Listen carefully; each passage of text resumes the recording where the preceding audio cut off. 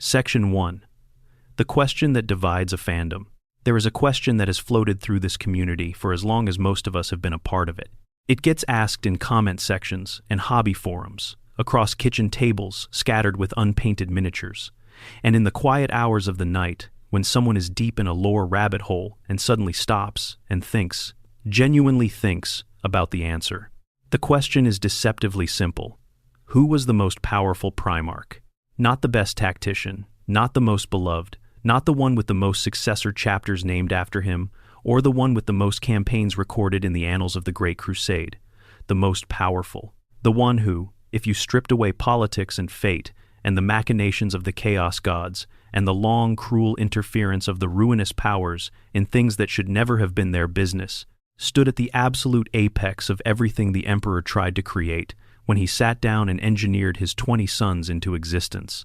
People will give you different answers depending on who they follow and what kind of power they value most. Some will say Horus, because at the height of his power, blessed by all 4 Chaos Gods simultaneously, in a ritual that should by all rights have killed him, and instead elevated him into something that exceeded the capacity of normal description, there was arguably nothing in the material universe that could have stopped him outright. Some will say the Lion, cold and unknowable, and perhaps the finest pure sword fighter of all the brothers, the one whose blade moved with a precision that even his closest peers described with something approaching awe. Some will say Lemon Russ, who was specifically designed and later speculated by members of the Primarch Council itself to be capable of killing another Primarch if the Emperor ever gave the order. Some will even say Robut Guillemon, whose organizational genius rebuilt an entire Imperium from the edge of total ruin, which is its own kind of terrifying power that does not show up in combat statistics, but shapes the outcome of wars across centuries. But there is one name that keeps surfacing above all the others in the evidence, one name that even his enemies said aloud when they thought no one was listening, one name that the War Master himself, the greatest traitor in human history, the being who turned against everything he had helped to build, whispered at his lowest moment and admitted should have been chosen over him. That name is Sanguinius, the great angel, the Lord of the Blood Angels, the brightest one. The Primarch who was described by those who knew all 20 of the Emperor's sons as carrying not a fragment of the Emperor's nature but the whole of it, distilled into a single being of impossible beauty and terrifying capacity for everything that the Emperor tried to be. Horus himself, dying on the planet Davin after being struck down by the blade of a traitorous chaos ritual that opened him to corruption, delirious and feverish and more honest in that moment than he had been in years and would ever be again, turned to those gathered around him and spoke the words that this entire debate rests upon, words that have echoed through the lore ever since they were first written down, and that have only grown heavier with each passing year of additional context. He said that it should have been Sanguinius who was named War Master, that of all his brothers, Sanguinius alone carried the Emperor's soul entire in his blood, that every other Primarch held some fragment of their father's nature, some partial reflection of one aspect or another of what the Emperor was, but Sanguinius held all of it at once, the vision and the strength, the wisdom to rule once victory was won. That is not a small claim. That is one of the most powerful beings in the galaxy, acknowledging that there was someone greater, speaking the truth of it in a moment, when all his defenses were down and there was nothing left to protect but the honest reckoning of what he was. Now, before we go any further, we should be honest about something that the community sometimes skips past in the rush to arrive at a satisfying conclusion. The Warhammer 40,000 universe is deliberately constructed to resist clean, definitive answers to questions like this one. Games Workshop has always been careful about absolute power rankings, because locking down a strict hierarchy tends to break the narrative tension that makes the setting compelling in the first place. If everyone agrees on who is strongest, the fights stop mattering. The uncertainty is part of the design. So when we talk about Sanguinius being the most powerful Primarch, we are working from lore evidence, from the statements of characters within the story, who were in a position to know from the weight and consequence of what he accomplished and what he survived, and from the overall picture that the novels, the codices, and the supplementary materials have painted over decades of storytelling. We are making an argument, and the argument has a strong foundation, but it is not a proof in the mathematical sense. It is a reading of the evidence that we believe holds up better than the alternatives. With that said, let us also be clear that this is not a close argument. The case for Sanguinius as the most complete and most powerful of the Primarchs is not built on one or two convenient quotes and a lot of wishful thinking. It is built on everything from his origins to his death, from the way his peers talked about him to the way his enemies planned around him, from the things he could do that no one else could do to the things he endured that no one else was asked to endure. It is built on the specific and particular thing that Horus did when he decided that Sanguinius had to die, and the specific and particular reason why the galaxy is still feeling the consequences of that death 10,000 years later. What we are going to do today is take our time with this. We are going to walk through the life of Sanguinius from the very beginning, from the irradiated wastelands of Baal Secundus, where a child with wings struggled to survive in a world that wanted him dead before he had a chance to become what he was going to be, all the way to the cold and corrupted corridors of the Vengeful Spirit, where he faced his brother and his fate and chose, with full knowledge of what that choice meant and what it was going to cost, to stand anyway. We are going to look at who he was, what he could do, what he endured, and what he meant to the people around him and the galaxy beyond them. And then we are going to make the case, built from the ground up, for why so many lore readers and community veterans and people who have spent years with these stories have come to the same quiet conclusion.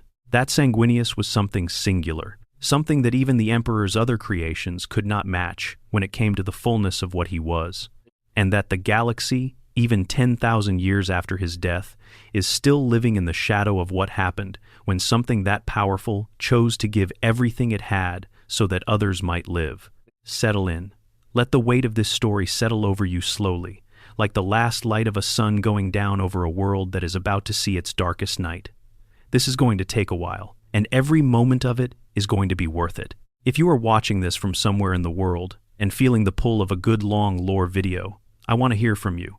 Drop a comment telling me where you are watching from and what time it is there. Whether you are in a rain-soaked city halfway across the world, or sitting in your own living room in the early hours before the sun comes up, or taking a late walk with one earbud in, I want to know. This community is spread across every time zone and every kind of life, and hearing from you is genuinely one of my favorite parts of doing this. And if you have not subscribed yet, this is the kind of channel worth having in your corner. Hit that button, join the family, and let us keep going. Section 2. Born from Starlight. Origins on Baal Secundus. To understand Sanguinius, you have to understand the world that made him. And the world that made him was, by almost any measure, a place where nothing beautiful should have been able to survive, let alone grow into something extraordinary. Baal is the name of the system. The central planet is a hostile, sun-scorched desert world, but it was not always the dead and cracked place it became. Long before the Horus heresy, long before the Great Crusade, long before the Emperor began his long walk out of the shadows of the Age of Strife and into the harsh light of ambition, Baal was a world scarred by ancient atomic war. A conflict so catastrophic in its scale and so complete in its execution that it poisoned the atmosphere of entire worlds, cracked the bedrock of continents, and leached radiation into every grain of sand and every body of standing water for thousands of years afterward. The people who had lived there once had almost certainly been the architects of their own destruction, which is a grimly familiar story in the 40,000 universe, and what was left behind was a system of worlds that looked beautiful from orbit and were lethal to walk upon without protection. Baal has two moons, Baal Primus and Baal Secundus. Both are irradiated.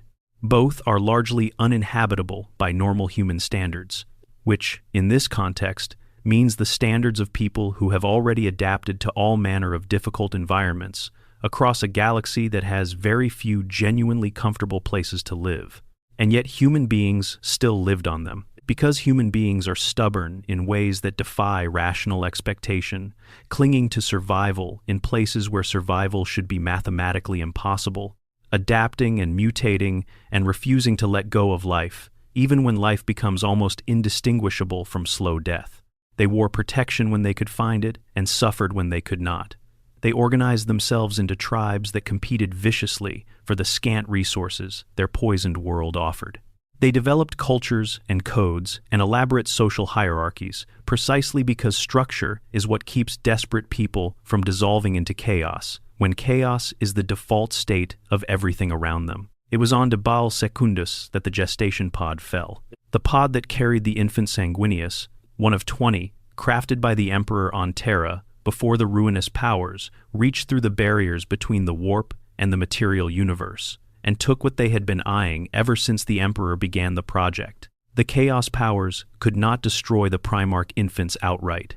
The protections the Emperor had woven into their developing forms were too powerful for any direct assault to undo. Layered psychic wards and arcane biological safeguards that made the pods inviolable in the most fundamental sense. But the Dark Gods could do something that was, in some ways, worse. They could take what the Emperor had so carefully crafted and expose it, during the most vulnerable phase of its development, to the raw and corrosive energy of the warp itself. They could add something to the recipe. They could introduce a flaw. They could touch perfection in the moment before it hardened, and leave a mark that would persist through every subsequent expression of that perfection. For Sanguinius, that touch manifested in ways that would not become fully visible until much later in the story, but its early and most obvious expression was one that could have ended him before he began. The child had wings, not vestigial nubs, not the pale suggestion of something that might one day grow into functionality, real wings, long, feathered, growing from his shoulders and expanding as he grew, white as something clean in a world that had no clean things, curving from his back with a breadth that would eventually allow him to take to the scorching desert air of Baal Secundus and move through it with an effortlessness that made those watching from below stop whatever they were doing and simply stare. In the culture of Baal Secundus, in the specifically Baalite understanding of what was safe and what was dangerous, mutation was death, not metaphorical death, not social exclusion with unpleasant consequences. Literal death, swift and final, because the unmodified human populations who had managed to survive on those irradiated moons did so partly by maintaining fierce social codes around biological purity, codes that had developed over generations, because the alternative was to be absorbed by the increasingly deformed populations of those who had surrendered their humanity to radiation's slow reshaping. The mutant factions were not abstract threats. They were immediate and violent rivals for every resource that made survival possible, and they competed with an aggression that reflected the scarcity of everything they fought over. The tribes of the pure blood had learned to see mutation as the first step toward becoming what those rivals were. A winged child, under that framework, should have been killed before it had a chance to grow into something that challenged the tribe's self-definition. And then the child, before anyone had found him or decided his fate, killed a Baalite fire scorpion. This detail appears in the oral traditions of Baal's tribes and was eventually recorded in the Blood Angels chapter archives as one of those details that historians note with a kind of helpless awe. The fire scorpion is a predator native to the irradiated wastes of Baal, a creature adapted to its environment in ways that make it highly dangerous to anything that moves. An infant, by any reasonable standard, should not be capable of dealing with one. But the infant who would become Sanguinius was not operating by any reasonable standard, and the scorpion's fate announced, before the child could speak or walk properly, that whatever this being was, it was not something the usual categories applied to. He grew the way all Primarchs grew, impossibly fast, measured against any human frame of reference. At 3 weeks of age, he was a large child, capable of walking without assistance. Within a year, he stood taller than any adult in the tribe. Within a few years, he had surpassed every teacher who attempted to instruct him in anything at all, in combat, in strategy, in the management of people and resources, and conflict, and had begun instructing those same teachers in return. The feathers that had initially marked him as potentially dangerous grew stronger and purer with each passing month. They became wings of genuine magnificence, white as the birds of ancient Terra that no one on Baal had ever seen, as strong as the most critical structural materials the tribe used for their essential tools.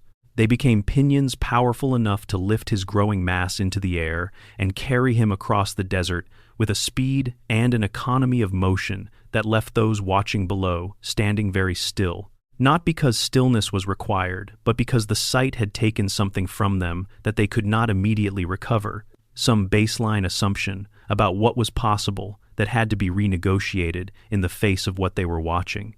The word reverence keeps appearing in accounts of how the people of Baal responded to Sanguinius, even in the early years, before he had done anything particularly grand.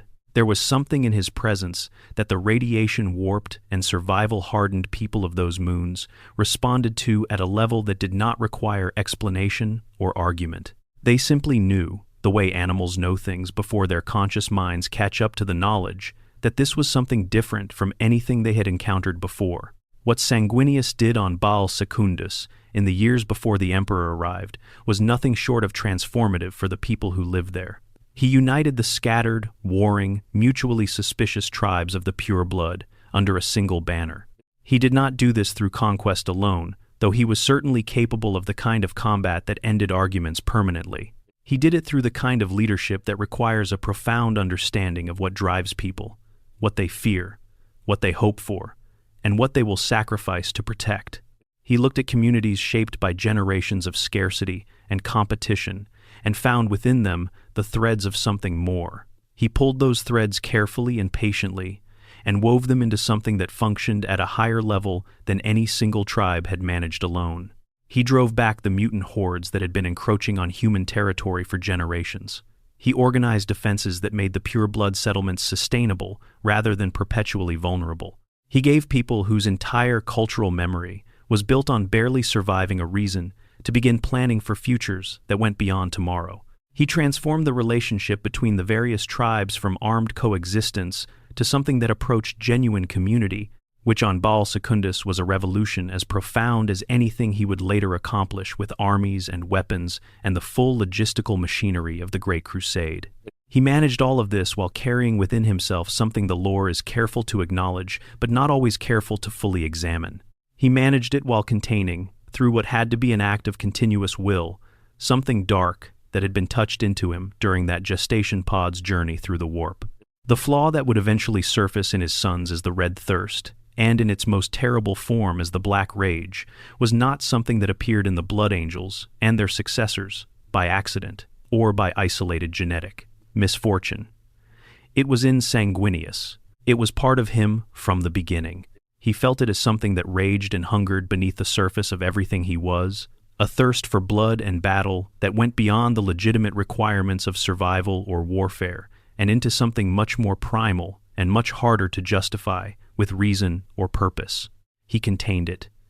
Every single day of his life, before the Emperor arrived and after, during the Great Crusade and through the horror of the heresy, right up to the final moments on the Vengeful Spirit, he chose, continuously and without the option of rest from that choice, to let it exist inside him without letting it define him. This is not a small thing. This is, in its way, one of the most remarkable aspects of his power, because the red thirst in the gene seed he passed to his sons was already diluted and filtered by the time it reached them, and still it consumed some of the finest warriors the Blood Angels produced. In Sanguinius himself, in its undiluted form, it should have been overwhelming, and it never was, not once, because he was, in addition to everything else the lore records about him, a being of extraordinary internal strength.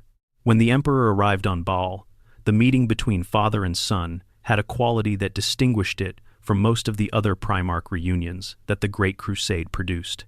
Sanguinius already knew he was coming. His psychic gifts had given him foreknowledge of the moment, not in perfect clarity but in enough substance to allow preparation. He was not caught off guard. He was not thrown by the arrival of something vast and unprecedented into his carefully built world. He was ready, and in being ready, he was able to do something that almost no other Primarch managed. He demanded terms. He required the Emperor to swear to leave the people of the pure blood in peace. He made his reunion with his father conditional on a protection for the people who had sheltered him and raised him, and given his early life meaning when the universe had offered him nothing. He was the only Primarch to ask what would happen if he refused the Emperor's offer, the only one who extended the negotiation beyond the personal moment into something that accounted for the welfare of others. The Emperor's response was to state that he already knew Sanguinius would not refuse, because Sanguinius yearned to save the people of the entire galaxy, not just of Baal Secundus, and he could not achieve that on a single moon. He was right, but the fact that Sanguinius asked the question tells you precisely who this person was before he ever reached the stars. He was not someone who accepted inevitable outcomes without testing them. He was not someone whose loyalty could be assumed or coerced into existing. He gave it freely, and because it was given freely, it was worth something that compelled loyalty can never approximate. Section 3. The Angel's Nature. Psychic Power, Physical Might, and the Flaw. Before we go any further into the events of Sanguinius's life, we need to spend time with the question of what he actually was in terms of capacity. Not who he was biographically, but what he was capable of. What made those who witnessed him in battle describe him with that specific quality of awe that only appears on the faces of people who have seen something they genuinely do not have adequate language for? The easy starting point is that he was a Primarch, and Primarchs are superhuman in ways that genuine human cognition struggles to process in real time. They stand somewhere between 3 and 4 meters tall in most descriptions.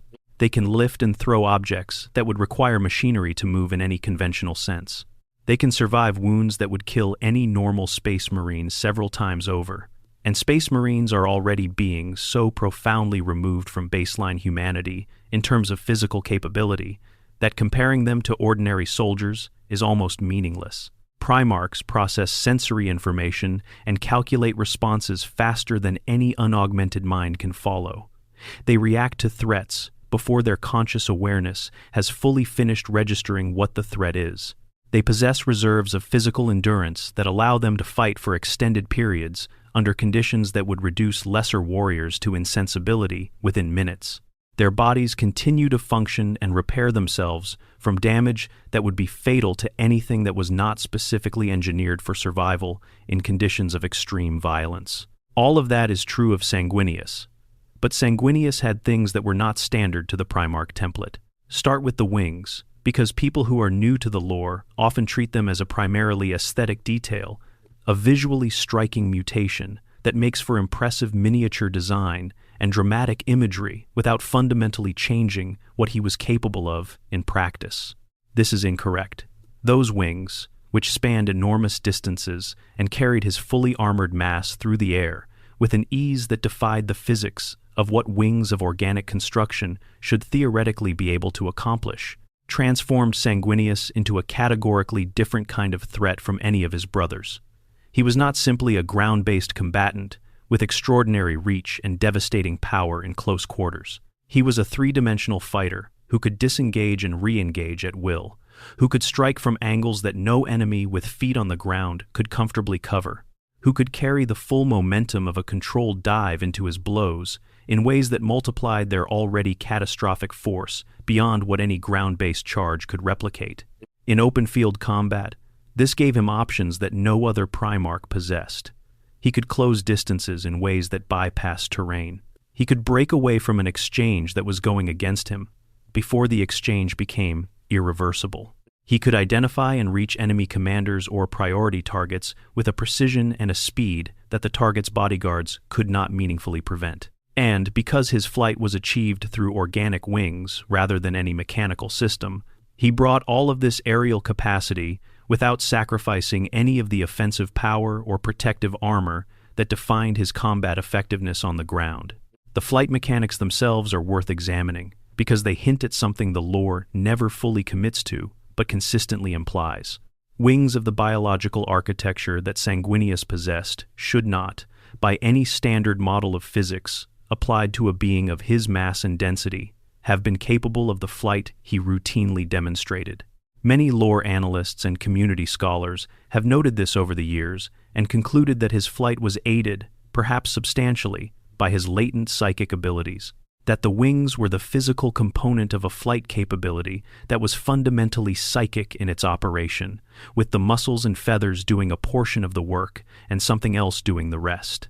If this reading is correct, it means that what appears in battle reports as a physical action was simultaneously a psychic one and that the two dimensions of his capability were more deeply integrated than a simple accounting of wings versus psyker powers would suggest. His psychic abilities are worth addressing directly, because they are a significant part of the power discussion, and they tend to be underestimated. Sanguinius was not a dedicated battle psyker in the way that Magnus the Red was, someone who had given essentially his entire identity over to mastery of the warp's energies, and who could reshape reality with gestures that looked casual from the outside, but represented immense arcane effort. Magnus was perhaps the most powerful psyker among the Primarchs, certainly among the most studied and deliberate in his application of psychic power, and Sanguinius did not operate in that mode. His psychic gifts were more integrated, more personal, more inward in their expression. The most consistently documented was precognition, not perfect foresight, not the ability to see future events in precise and reliable detail, but a genuine capacity to perceive threads of what was coming, to feel the weight of events that had not yet happened pressing against the present moment, making themselves felt in ways that could be acted on if the person experiencing them was both sensitive enough to notice and strong enough to sit with what they noticed without being destabilized by it. In combat, this manifested as what observers described as uncanny timing, the sense that Sanguinius always knew where the blow was coming from before any physical cue would have revealed it, that he moved to the right position at the right moment with a consistency that could not be explained by ordinary reflexes alone. His precognitive sense was giving him fractions of forewarning that, integrated with his already superhuman processing speed, produced a fighter who seemed to be operating slightly ahead of the reality everyone else inhabited. Outside of combat, that same precognitive capacity was a burden of an entirely different kind. He saw his own death. He saw it in enough detail to recognize the place and the hands and the manner when it finally arrived. He carried that knowledge through years of war, through the Great Crusade and through the heresy, through every campaign and every conversation with the man who was eventually going to kill him. The psychological weight of that kind of foreknowledge is not a secondary consideration. It is a form of suffering that occupied real space in his consciousness every day of the years between when he first perceived it and when it finally happened. He contained that alongside everything else. His weapons were among the most sophisticated in the setting. The spear of Telesto was his primary weapon, a long glaive whose blade was shaped like an elongated teardrop with a hollow at its center, representing the single drop of blood Sanguinius shed when he swore his oath of fealty to the Emperor. The shaft was sculpted in his image, a hooded angel of blood, and suspended beneath the blade was a purity seal allegedly handwritten by the Emperor himself, making it simultaneously a weapon and a declaration of covenant. More than its physical construction, the spear channeled psychic energy in ways that made it devastatingly effective against demonic entities, and it carried a gene-locked energy release that could immolate enemies while leaving those who bore Sanguinius's bloodline unharmed. This specificity, the ability to discriminate between friend and foe at the level of genetic identity, is a level of technological and psychic sophistication that most weapon systems could not approach. The blade in Carmine was his sword, a massive two-handed power weapon set with rubies that channeled energy with a ferocity that matched the terrible grace of the warrior who held it. The weapon's powers were explicitly stated to be available only to those who possessed the genetic inheritance of Sanguinius, another gene-locked limitation that tells you something about how deeply his weapons were integrated with what he was, rather than simply what he carried. He also possessed the Moonsilver Blade, reportedly given to him by Rogel Dorn, and constructed from the same alloy as the frame of the Phalanx, the Imperial Fist's mobile star fortress, kept as a secondary weapon, specifically for anti-demonic engagement. He wore the Regalia Resplendent, a golden suit of artificer armor that the Emperor himself had crafted for him personally, which means it carried protections beyond any standard engineering. Then there is the flaw, the thing that runs beneath all of this, like a shadow that belongs to the light rather than opposing it. The red thirst was present in Sanguinius before it was present in his sons, present in him in its concentrated, undiluted form, rather than the weakened version that his gene seed passed on to the warriors of the Blood Angels Legion. It was a hunger, a real, pressing, continuous hunger for blood and for combat that existed at a level beneath his conscious control, that responded to the heat of battle by pushing upward against the discipline and will that he used to contain it, that was never entirely silent, even in his most peaceful moments. He was aware of it always. The lore is not ambiguous on this. Sanguinius knew what was inside him, and he chose, every single time it mattered, not to let it win. His sons, carrying a diluted version of that same flaw, struggled with it their entire careers. Some lost the struggle entirely. The Death Company exists because of how real and how powerful that struggle is, even in a weakened form. In Sanguinius, in the original, in the source from which all of them inherited their difficulty, it must have been something of an entirely different magnitude, and he held it in check for his entire life, through circumstances that would have been sufficient to break the containment of anyone, less disciplined or less fundamentally committed to being something other than what the dark inside him wanted to become. This is the angel in his full complexity, not a figure of simple light, but a figure of light maintained against the dark that shared his body. Not a being of uncomplicated power, but a being whose power was inseparable from the continuous choice to use it well. Section 4. Wings of War. The Great Crusade and the Measure of a Primarch.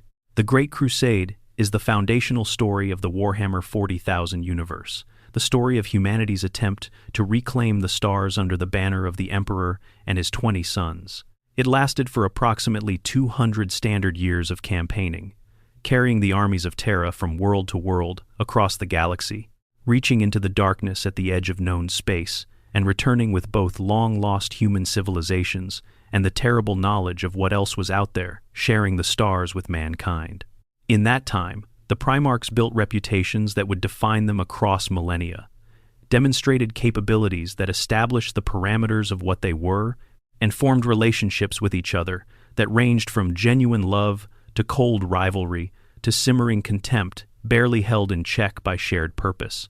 Sanguinius and the Blood Angels entered this stage of history with something to prove, and the capacity to prove it in ways that left lasting impressions on everyone who witnessed them. His first recorded engagement as a formally recognized Primarch of the Crusade was the pacification of Tagar Penteris, and the accounts that survive describe an approach to war that would become characteristic of everything the Blood Angels did under his leadership. They did not fight with the overwhelming industrial weight of legions like the Iron Warriors, who could reduce enemy positions to rubble through sheer volume of ordnance and patience. They did not fight with the wolf-pack fury of the Space Wolves, who used aggression itself as a weapon and wore down enemies through the simple, relentless mathematics of pressure, applied until something broke. The Blood Angels fought with what observers kept struggling to name precisely. There was an aesthetic quality to their warfare, a precision that went beyond tactical efficiency into something that looked, in retrospect, like it had been choreographed.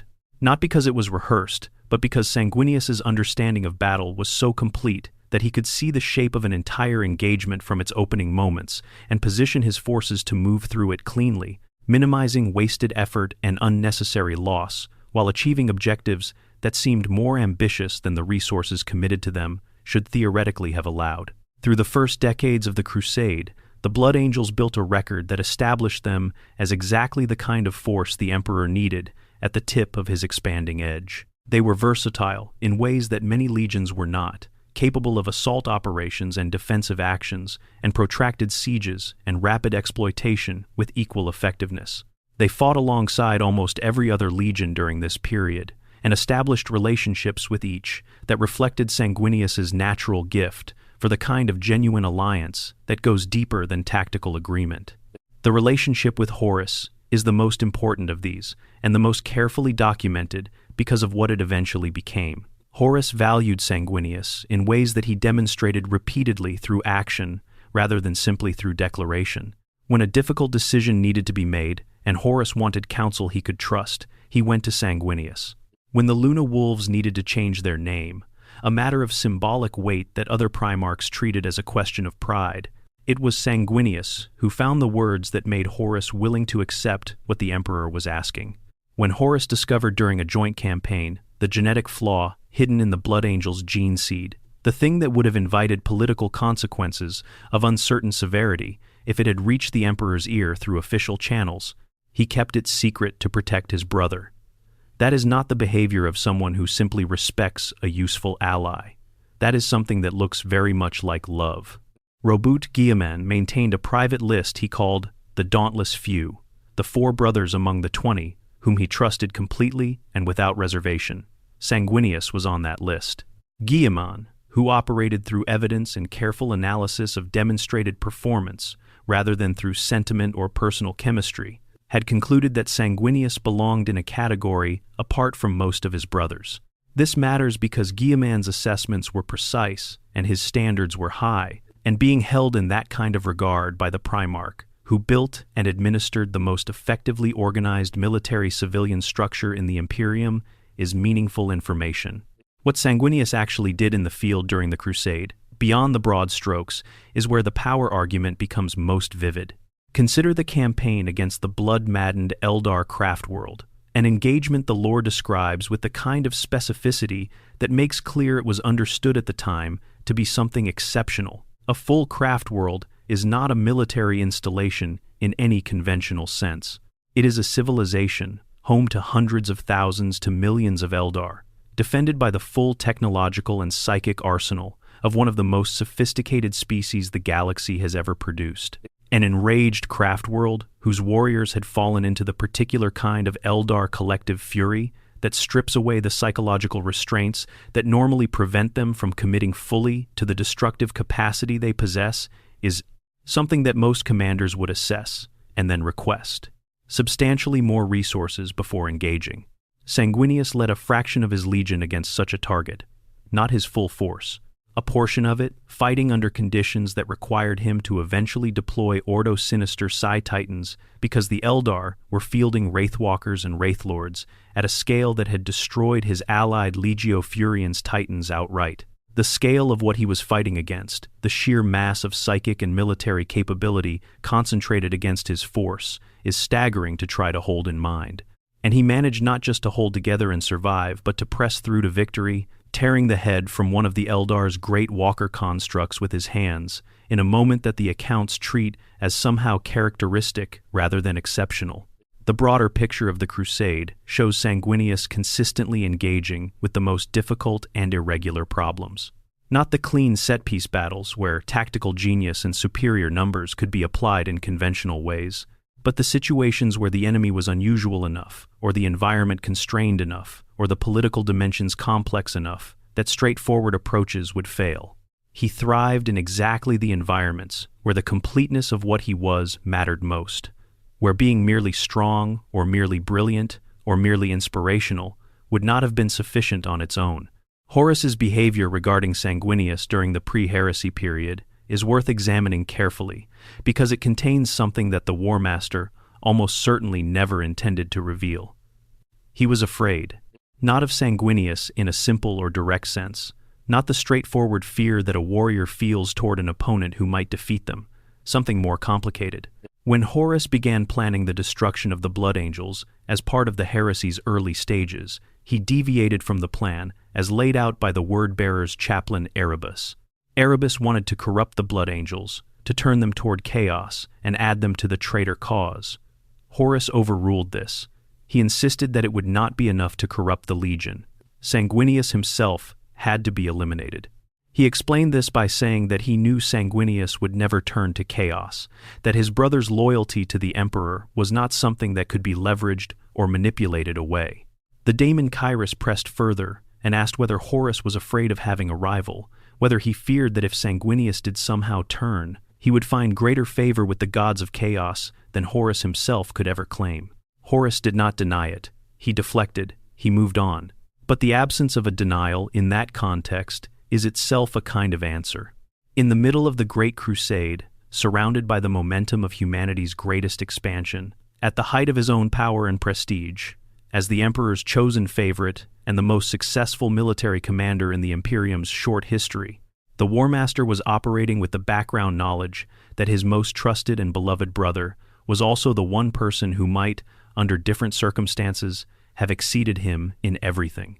That is a remarkable acknowledgement, and it goes a long way toward explaining the shape of what Horus did next. Section 5. The Shadow of Burning, Prospero. How Sanguinius compared. When discussions of Primarch power rankings get serious, the conversation usually turns to duels. The recorded confrontations between Primarchs that ended in fatalities, or that came close enough to fatality to give a clear picture of relative capacity. There are a handful of these throughout the Horus heresy, and they provide data points that are genuinely useful even if they are not sufficient on their own to settle the question. The challenge with using dual records to assess Sanguinius is that he did not spend the heresy accumulating a clean record of single combat victories over his brothers, the way some people hope to find. His story is not structured around a series of progressively more impressive confrontations that culminate in some definitive display of supremacy. His story is structured around something more complex and, in some ways, more revealing. He endured. He grew. He faced things that should have broken him and came back from them fundamentally unbroken. And in his final confrontation, he chose the manner of his spending with such precision that the expenditure of his life turned the direction of the entire war. But the comparative data that does exist is strong. The lore places Sanguinius explicitly as a match for Horus and Lionel Johnson in terms of pure combat ability. These were the two figures most consistently cited across multiple sources and multiple periods as representing the upper tier of Primarch combat power. Horus was the chosen of chaos, even before the corruption, a being whose physical capabilities and tactical instincts placed him above most of his brothers by nature and training. The Lion was perhaps the finest technical swordsman of the 20, a warrior whose skill with a blade was described with a kind of reverence even by brothers who competed with him, and Sanguinius was placed alongside both of them. This is not a vague assessment or a loose community consensus. It appears in specific lore statements by characters in a position to know.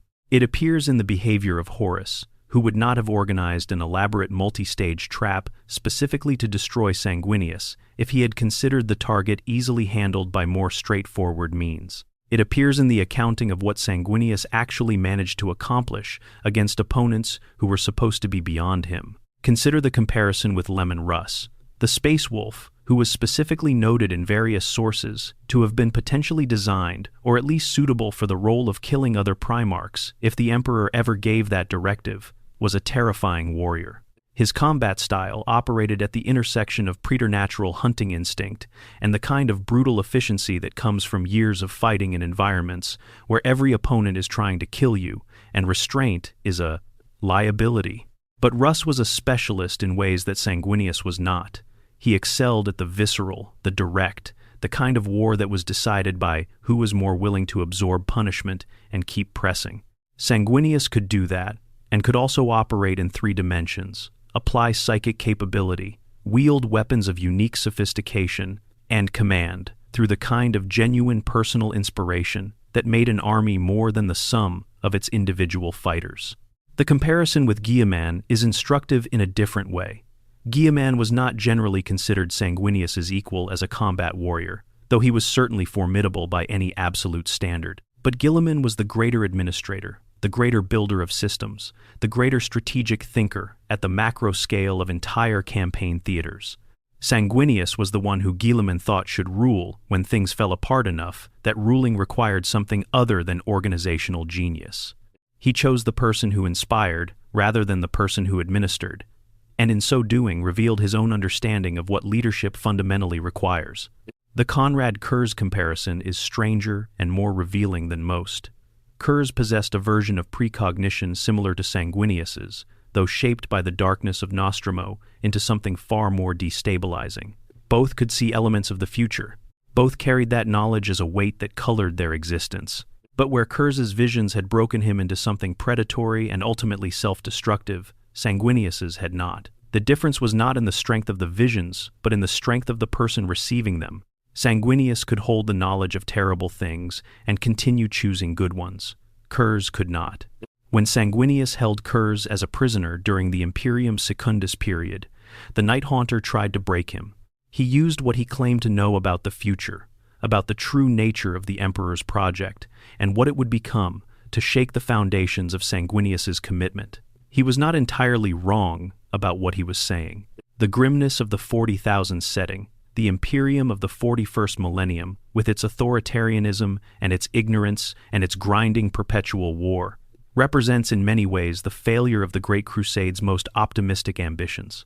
And Kurz held that up as evidence that everything Sanguinius was fighting for was a lie. Sanguinius acknowledged it. He did not deny what Kurz was saying, did not retreat into comfortable fictions about the Emperor's perfect project. He heard the honest accounting of what might be coming, and chose to continue anyway, because the alternative to fighting for an imperfect future was allowing that future to become even worse by surrendering the fight. His precognition gave him no guarantee of good outcomes, and he continued regardless. This is a form of power that no combat record can capture, the power to know the worst that is likely, and to refuse to let it be the final answer. Across the full picture of the lore, Sanguinius emerges as the being who came closest to what the Emperor was trying to make. Not the strongest in any single category, not the smartest, not the most durable, not the most psychically gifted, but the most complete expression of the full range of what the Emperor tried to put into 20 people. Horus said it. Every Primarch carries part of their father. Sanguinius carries it all. That is the claim the lore makes, not through a single dramatic moment, but through the accumulated evidence of 40 years of storytelling. Section 6, Cygnus Prime, the Demon World and What Survived. If the Great Crusade was the stage on which Sanguinius demonstrated his capacity in the ways the galaxy expected of its Primarchs, then Cygnus Prime was the crucible, the place where everything that lived inside him was brought to the surface under conditions specifically designed to destroy it. And what survived the attempt tells you more about what he was than any clean victory ever could. The setup was a betrayal of layered sophistication. Horus, by this point committed to his war against the Emperor, had the problem of Sanguinius on his strategic board, and needed to remove it without allowing the Blood Angels to simply be absorbed into the Loyalist line where they would become an obstacle he could not easily reach. Direct military confrontation would have been costly and uncertain. Political manipulation was impossible given Sanguinius's clarity of loyalty, so Horus chose the third option. He would send the Blood Angels somewhere that would attempt to do what he could not do himself, and he would construct that somewhere with care and purpose. The Cygnus cluster was given over to chaos. The primary world of the cluster, Cygnus Prime, had been transformed through sustained demonic activity into a place where reality had become thin enough in spots to be almost translucent, where the warp bled through into the material without the violence of an ordinary incursion, because the boundary had simply been eroded away rather than torn. The Daemon Lord Kyrus, the Perverse, a keeper of secrets, had been given dominion over this system as a gift, and had spent his tenure arranging it into a trap of considerable sophistication. The environment was calibrated to exploit the specific flaw in the Blood Angel's gene seed, to apply the exact kinds of pressure that would push the Red Thirst past its containment thresholds, and turn the finest warriors the Emperor had made into something indiscriminate and self-destroying.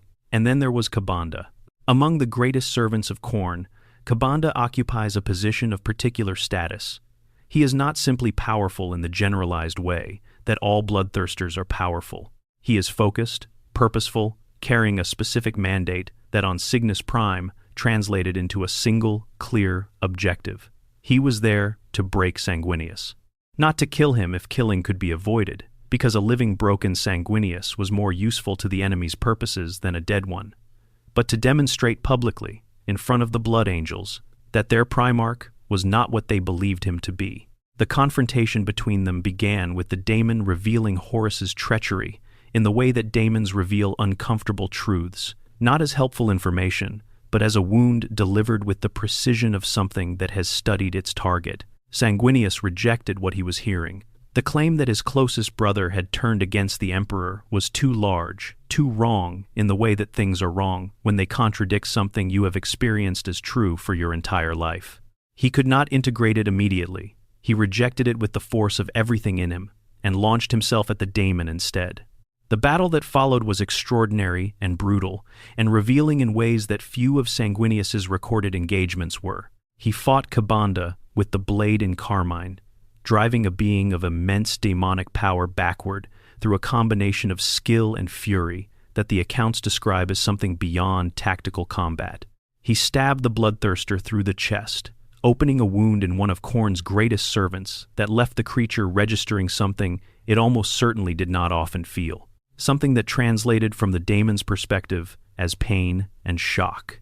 Kabanda's response was to abandon any pretense of a fair exchange and to use everything it had. The whip that serves as part of a bloodthirster's weapon kit coiled around Sanguinius's legs with crushing force, breaking the limbs within his armor. And as the Primarch went down, stunned and suddenly grounded in a fight where flight had been one of his significant advantages, the daemon used the flat of its axe rather than the edge, a choice that communicated something about its intentions. It wanted Sanguinius alive. It wanted him conscious. It wanted him to watch what came next. Kabanda turned and swept its axe in a great arc across the Blood Angels fighting nearby. 500 Space Marines died in that moment, not through extended combat or gradual attrition, but in the span of a single devastating movement, reduced to casualties by a being of such enormous physical power that even the ceramite and adamantium of Space Marine armor provided no meaningful protection. The psychic backlash hit Sanguinius like a second impact. The connection between a Primarch and his sons, biological and psychic and spiritual simultaneously, means that those deaths were felt, not as distant news but as something immediate and intimate. 500 flames extinguished at once, 500 lives that were in some genetic and spiritual sense extensions of his own simply gone. The shock of it drove him into unconsciousness. The Blood Angels lost their anchor. The Red Thirst, which had been pressing hard against the Blood Angels throughout the campaign in exactly the way Kyrus had designed the environment to produce, erupted. Warriors who had maintained discipline under extraordinary pressure collapsed into the berserker fury that the flaw had always threatened. They fought without discrimination, turning on the demonic enemy and on each other and on everything around them with an equal ferocity that served no tactical purpose but could not be halted by orders or by reason, because reason had temporarily left the building. This was the first significant eruption of what would eventually be called the Black Rage, the deepest and most irrecoverable expression of the flaw, though the name would not be attached to it for a very long time. And in that moment, with their Primarch unconscious and their own minds compromised, the Blood Angels still fought. The flaw that was trying to destroy them was also fueling them, and the combination of their instinctive warrior excellence and the consuming fury of the Red Thirst was enough, barely enough, to keep them from being annihilated entirely. When Sanguinius came back, he came back as himself. The librarians who worked to restore him, the careful and dangerous psychic labor of bringing a Primarch's consciousness back from the edge of a collapse it should not have survived, succeeded, and the Primarch who emerged from that unconsciousness, still carrying broken legs, still carrying the psychic wound of 500 dead sons, was not diminished in any meaningful sense. He was perhaps angrier. He was certainly in pain, but he was intact in the ways that mattered. He faced Kabanda again. This time he banished the Bloodthirster from the material plane entirely, driving it back into the warp with the force and precision of someone who had learned what this particular enemy was and how to end it. Kabanda howled back into the Imperium with the specific displeasure of a being that had expected to win and had found the outcome reversed. Kyrus attempted one final move. The Keeper of Secrets offered Sanguinius a deal with the terrible clarity of a daemon who understood what a loving father could be leveraged to give up. If Sanguinius would step into the rage fire, the concentrated source of the flaw's power on Cygnus Prime, his sons would be cured of their curse. He would absorb it into himself, destroying what remained of himself, to save them from the inheritance that had already cost so many of them so much. Sanguinius was about to do it. The logic of sacrifice was clear to him, and the willingness to make that exchange was genuine and immediate. One of his blood angels, a warrior named Meros, stepped into the rage fire instead. He took the sacrifice from his Primarch's hands and made it his own, because he loved Sanguinius enough to refuse to let him spend himself that way. The blood angels who had been consumed by the rage that day were not cured. The sacrifice of Meros did not achieve the cure that had been promised, because the deal had been offered by a daemon, and demonic deals deliver what they say they will deliver in ways that render the thing delivered worthless. But the gesture itself, a mortal warrior choosing death to spare his gene father's life, tells you something about the culture that Sanguinius had built around him without apparently trying to build it. He inspired that kind of love without demanding it, without building mechanisms to produce it, simply by being consistently and genuinely himself. Section 7. The Weight of Empire. Imperium Secundus and the Burden of Rulership. The period between Cygnus Prime and the Siege of Terra is one of the least frequently examined phases of Sanguinius's story in the community, which is unfortunate because it contains some of the richest material for understanding who he was beyond the battlefield. What happens when the weapon is put down and the person is asked to govern? What does a being of Sanguinius's nature look like when the requirement is not courage or combat power, but wisdom and judgment? The Ruin Storm was the answer to a problem that Horus and his allies needed solved. With the Crusade transformed into a civil war and Terra under assault, the Loyalist forces outside the Sol system were a potential counterbalance that could not be allowed to reach the fighting in time to matter. Erebus and the Word-Bearers provided the solution in the form of an enormous and deliberate disruption of the warp across a vast region of space, a storm of psychic energy so dense that navigation and communication became effectively impossible across enormous distances.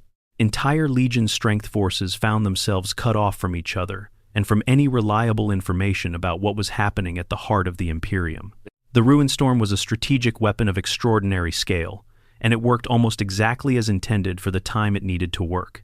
Robut Guilliman, facing the possibility that Terra had already fallen and that the Emperor might already be dead, did what his nature led him to do.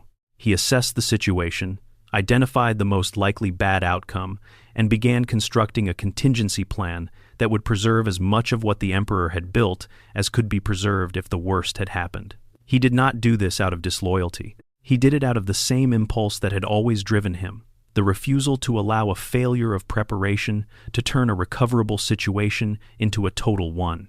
He called his contingency the Imperium Secundus, a second Imperium built in Ultramar, carrying the flame of the Emperor's project through the darkness until either the original was confirmed or destroyed, and a true successor was needed, or the means to reach and assist the original presented itself. It was a serious and carefully considered project, not a vanity exercise, and it required a leader. Guilliman chose Sanguinius. The logic behind that choice reveals something about Guilliman's understanding of what leadership requires, that his public image as the great administrator sometimes obscures. He did not choose himself, despite having the administrative infrastructure and the political authority of Ultramar to support such a claim. He did not choose the Lion, who was also present and had his own formidable credentials. He chose Sanguinius, and the implicit reasoning is clear. If the Imperium needed a figure to rally around, a person whose presence could hold together the disparate elements of a civilization under threat, someone who could inspire the kind of loyalty that endures through darkness rather than the kind that evaporates when circumstances become difficult, there was only one candidate who possessed that quality in sufficient measure. Sanguinius did not want it. The records of his reluctance are consistent and genuine rather than performative. He did not want to be Emperor Regent of anything, because in his mind that title belonged to his father and to no one else as long as there was any possibility. His father still lived. The reluctance itself was part of why Guilliman had chosen him.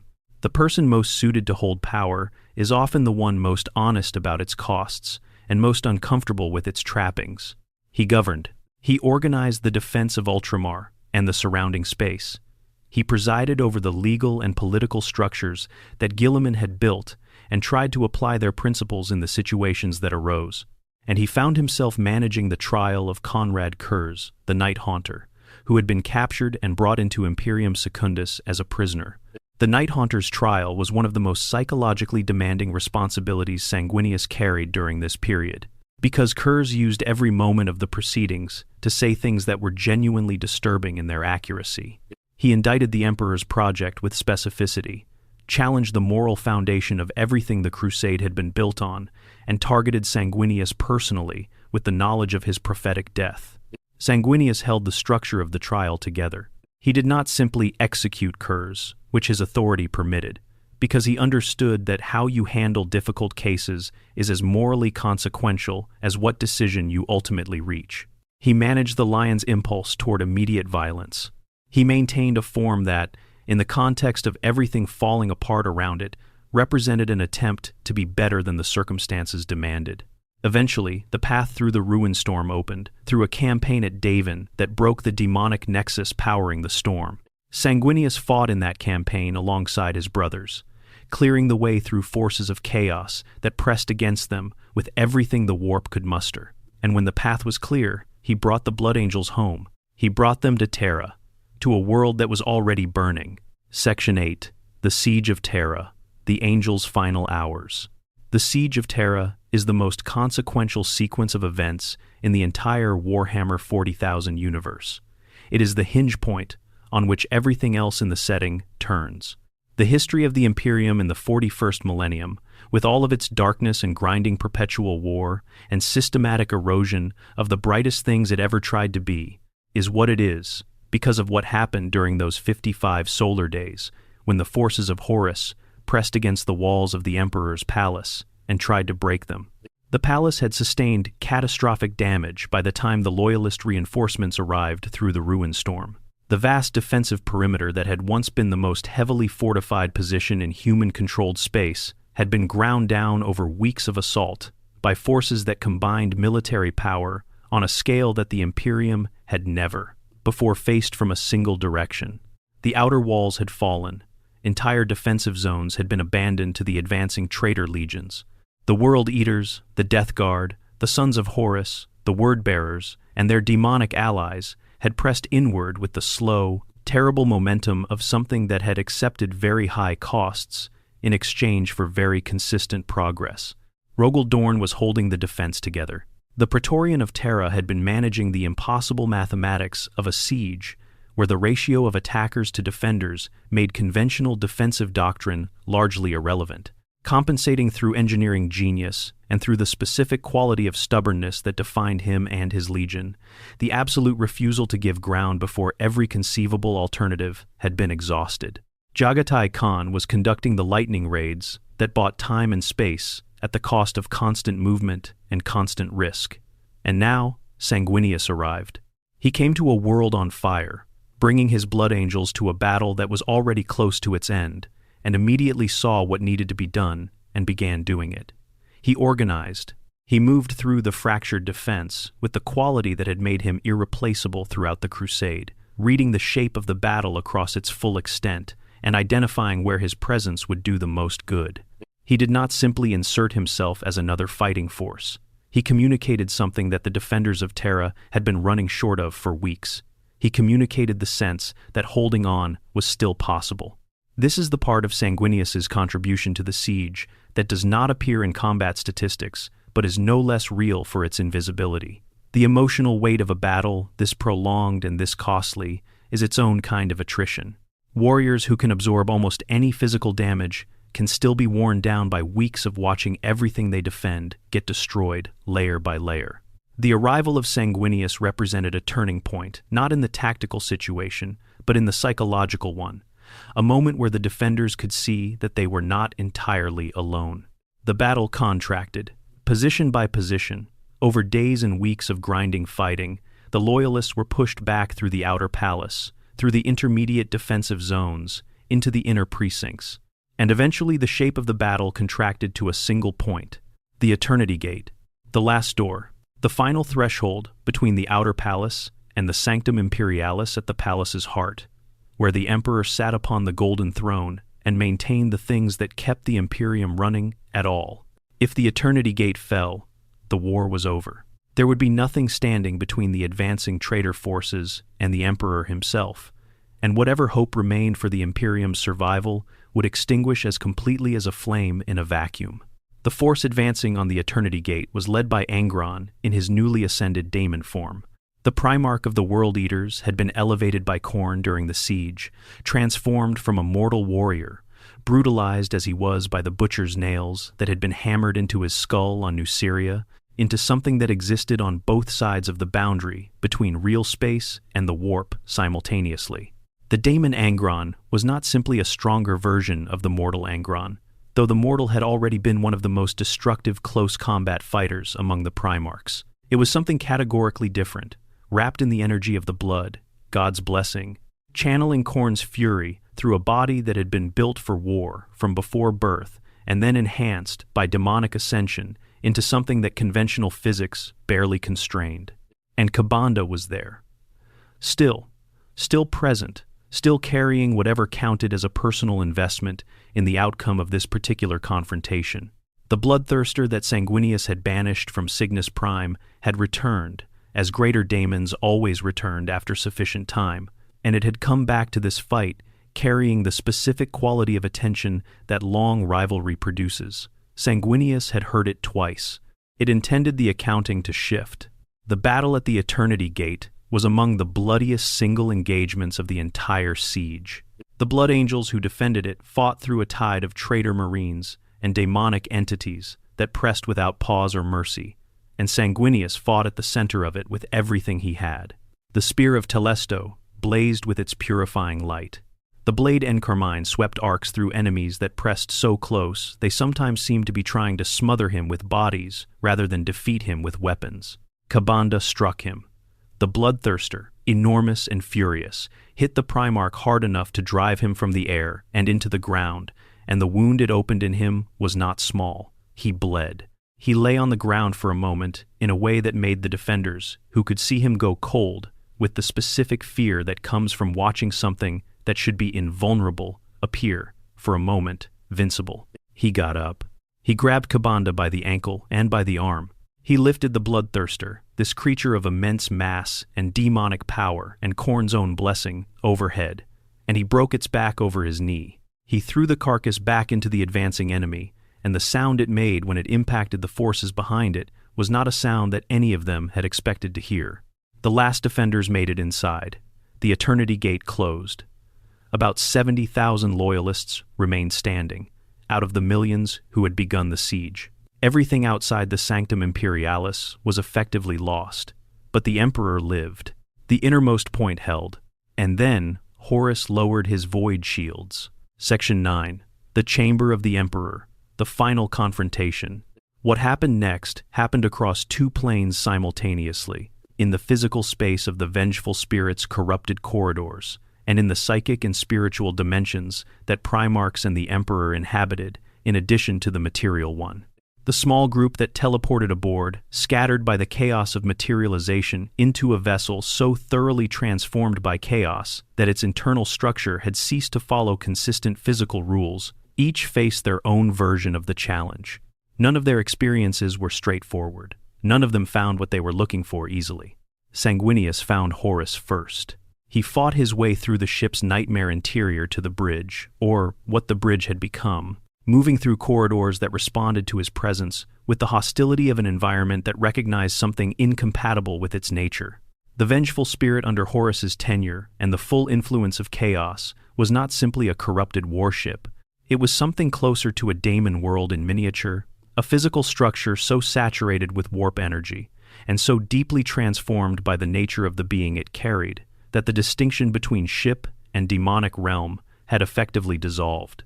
Moving through it required the kind of internal certainty that cannot be performed, cannot be maintained through discipline alone. You either have it, or the environment breaks it down and breaks you with it. Sanguinius had it. He reached Horus, and he did what his nature required him to do before anything else. He tried to reach the man, because Sanguinius was always going to try that first, not because he was naive about what Horus had become or unclear about what the confrontation was likely to require. He had seen how it was going to end. He had been carrying the knowledge of this meeting for years, but he was still going to try, because that was who he was, and because the alternative, simply walking in and beginning the exchange of lethal force without the attempt, would have been a different kind of defeat, a defeat of self rather than of body. He used the language of everything they had been to each other, the campaigns, the conversations, the years of genuine brotherhood that had predated the corruption and that Horus had spent as well as everything else he had destroyed. He offered something that was, in the context of where they were and what Horus had done, almost impossibly generous. He offered the possibility of return.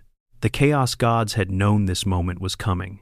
They had known what Sanguinius would try, because they understood him better in some ways than his own brothers did, understood that his primary weapon was always going to be his capacity for love, rather than his capacity for violence. They had taken steps.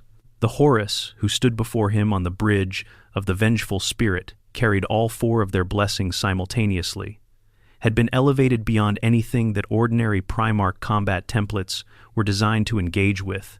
was at the absolute apex of what the gods of chaos could invest in a single vessel. He was not simply stronger than Sanguinius. He was fundamentally different in kind from anything that Sanguinius had fought before or trained to fight. The fight began anyway. What Sanguinius brought to that fight was everything. Every technique accumulated through years of war. Every instinct honed through thousands of engagements. The full integration of his psychic precognition and his aerial capacity and his weapons and his will. He used the foreknowledge of his own death not as a reason to stop fighting, but as a map of what the fight required. He knew where the outcome was. He was trying to change the path to it enough to matter. He cracked the armor. The detail that every version of this story returns to, the thing that makes the loss mean something beyond personal tragedy, is that Sanguinius managed to create a wound in something that should have been beyond wounding. He found a way to damage Horus in the moment before the end.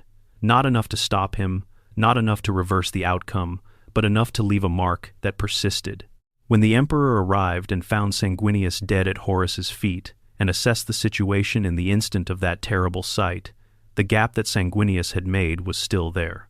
The Emperor's final strike went through it. Without what Sanguinius did, the Emperor's confrontation with Horus might not have produced the outcome it produced.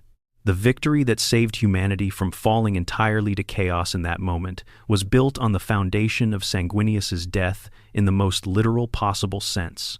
He spent himself to create the conditions for someone else's victory, knowing that is what he was doing, knowing that his own victory was not going to happen, and choosing the best possible use of the ending that was always coming.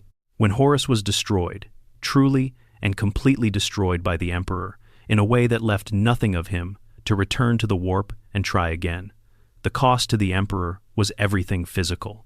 The energies required to unmake something as elevated as the fully chaos-blessed War Master reduced the Emperor's body to something that could not survive without the Golden Throne. He sat down on it, alive in the technical sense and nothing more, and he has been there for 10,000 years since.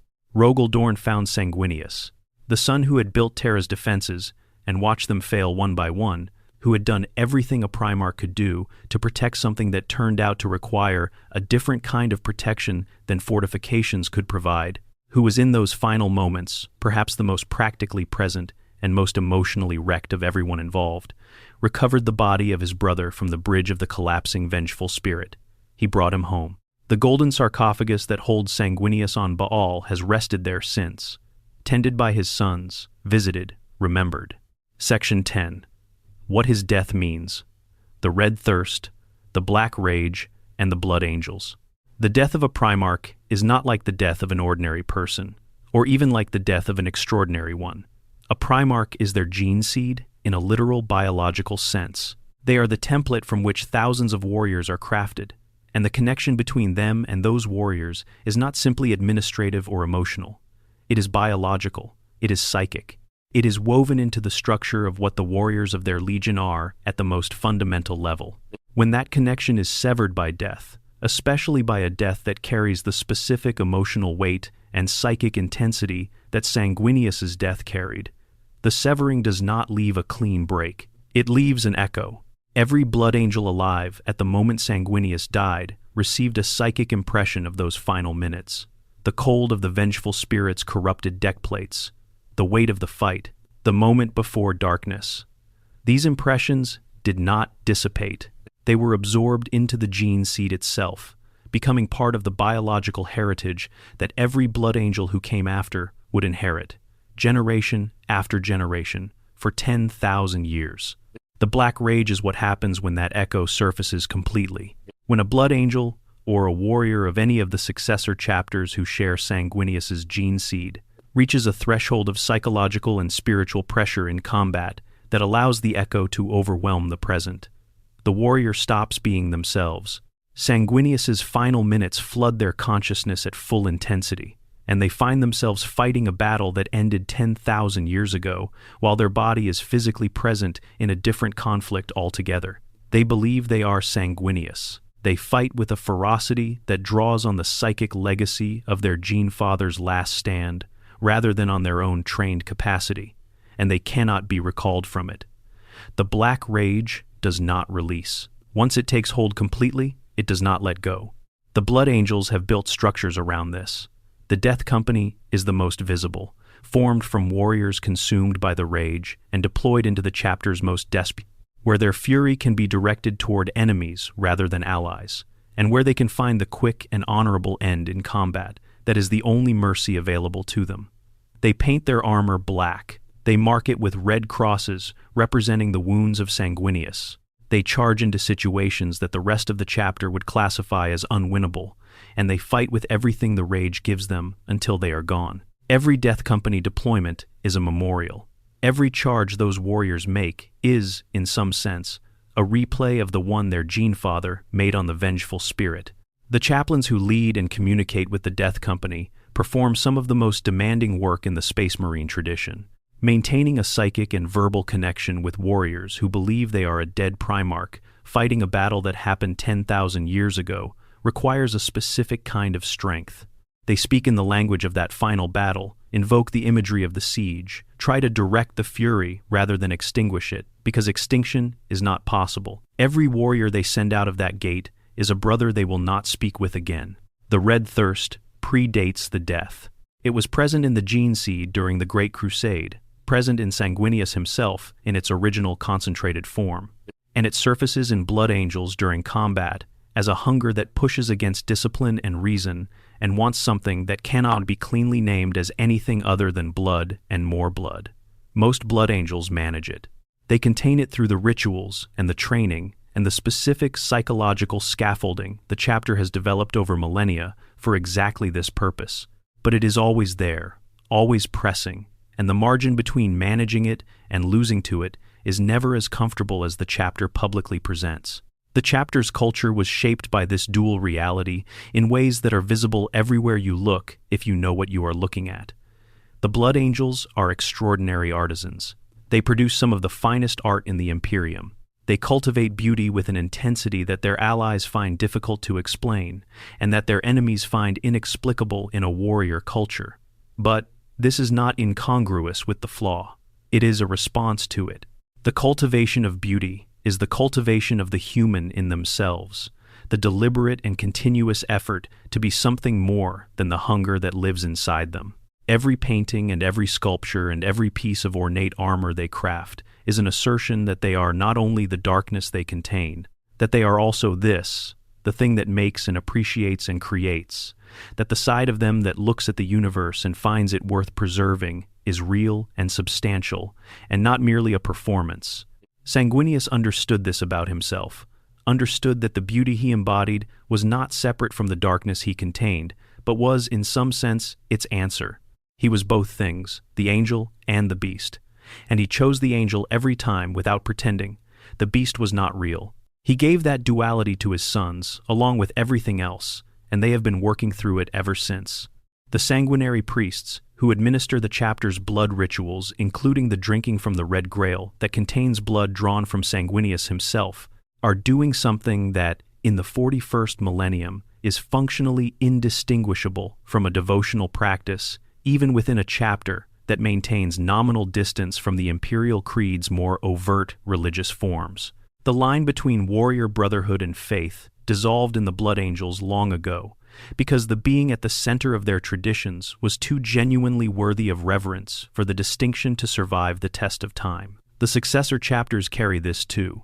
Every child of Sanguinius's gene seed, wherever they fight and whenever they face the darkness, carries something of his death with them, as a wound and as a weapon simultaneously. Section 11. Could he have won? The full case for Sanguinius as the greatest Primarch. Now we come to the argument in full. We have spent time on the evidence, piece by piece, and now the pieces need to be assembled into the case they make together. Could Sanguinius have won on the vengeful spirit in the specific circumstances of that fight? Almost certainly not. Horus, empowered by the full investment of 4 Chaos Gods simultaneously, was not simply a stronger version of the Primarch who had been Sanguinius's peer. He was something categorically different, a mortal body carrying the focused power of divine entities who had been building toward this moment for decades. The elevation was not a marginal improvement. It placed Horus in a tier of power that went beyond what the normal Primarch comparison framework applies to. Even the Emperor, the greatest individual power in the setting, had to use the specific vulnerability that Sanguinius's attack had created in order to achieve his victory. Without that crack, without that wound that Sanguinius managed to inflict in his final exchange with Horus, the outcome of the Emperor's confrontation might have been different in ways the lore does not fully commit to, but clearly gestures toward. This matters for the power discussion in a precise way.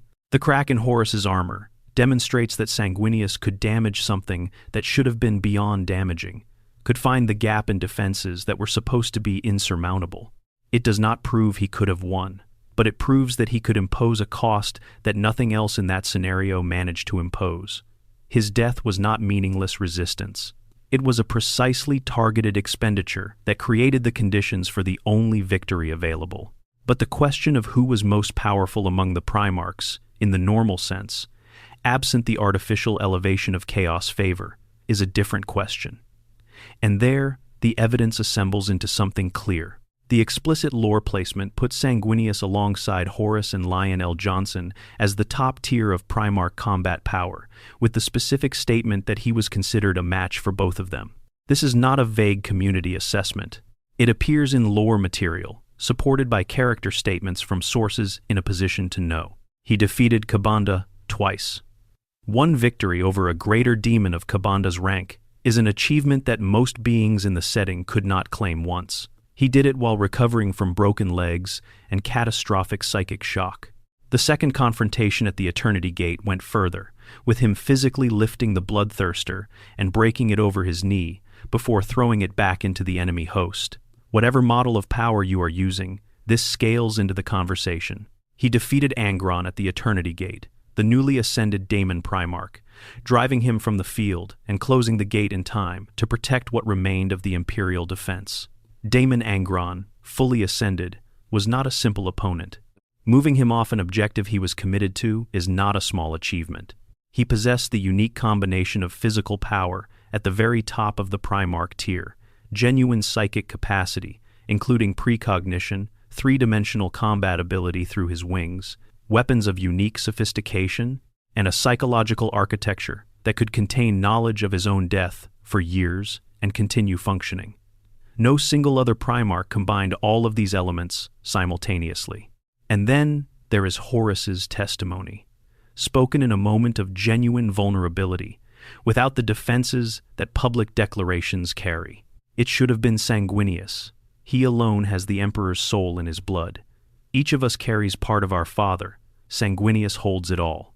The completeness argument is the one that ultimately carries the most weight. Power in a being of this kind is not a single number on a single scale. It is the integration of multiple capacities into something coherent and purposeful, something that can engage with the full range of challenges that the universe places in front of it, rather than only the subset that its specific strengths are designed for. Vulcan may have been more physically durable. Magnus may have been more psychically powerful in the direct application sense.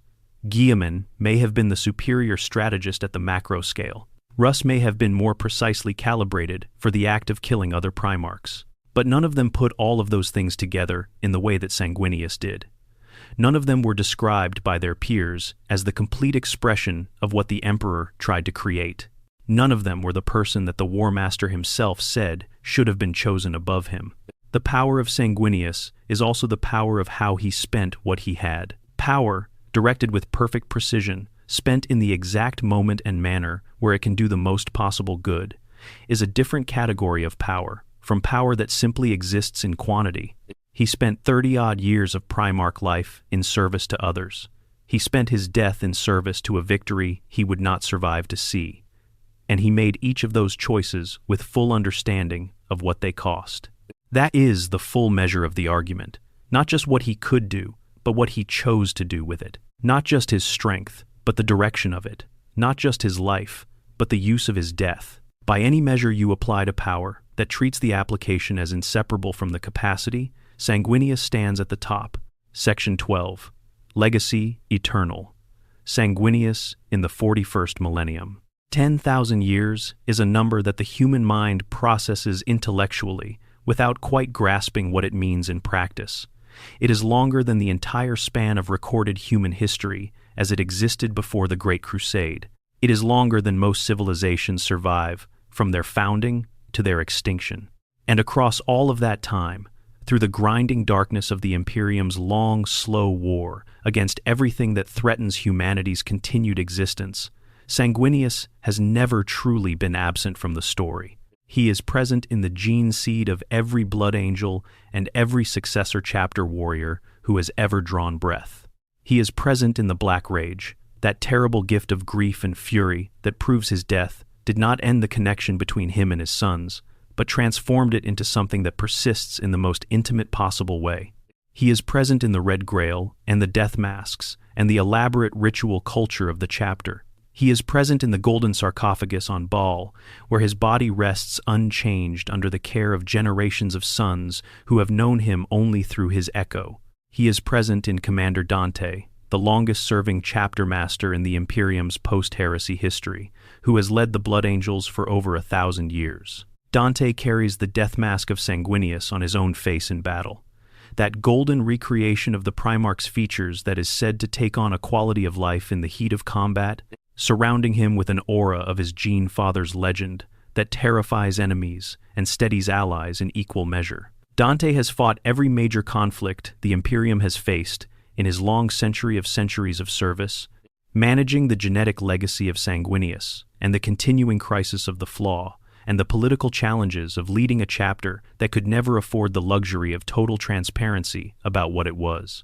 He is present in the Sanguinor, that mysterious figure, winged and golden, who appears to blood angels and their successors in moments of desperate need and then disappears without adequate explanation. The Sanguinor's nature is one of the genuine mysteries of the current lore, with several theories offered and none definitively confirmed. The most resonant of these, and the one that seems to resonate most with the internal logic of the setting, is that it represents something of Sanguinius's soul, or psychic presence, preserved in a way that the warp sometimes preserves exceptional things, finding expression in moments when his sons are most completely at the edge of what they can bear.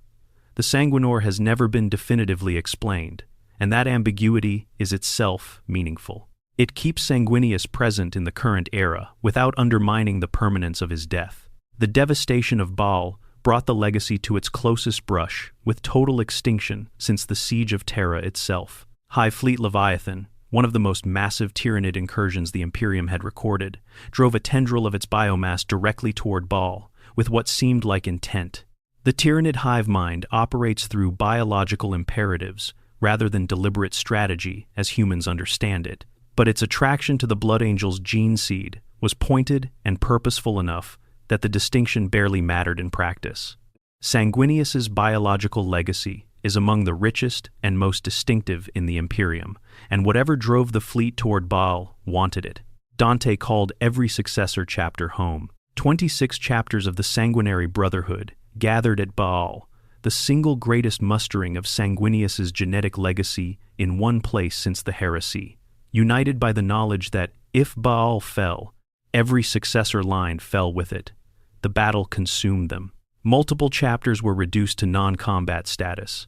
The losses among the Sanguinary Guard, the elite honor guard of the Blood Angels, and one of the most capable warrior units in the Imperium, were catastrophic, to the point of leaving all but one of them dead. And then, Kabanda arrived. The same Kabanda. The bloodthirster that Sanguinius had hurt twice during the heresy, the one whose back he had broken at the Eternity Gate, who had spent 10,000 years accumulating fury toward the Blood Angels across every deployment and every campaign in which they had crossed paths.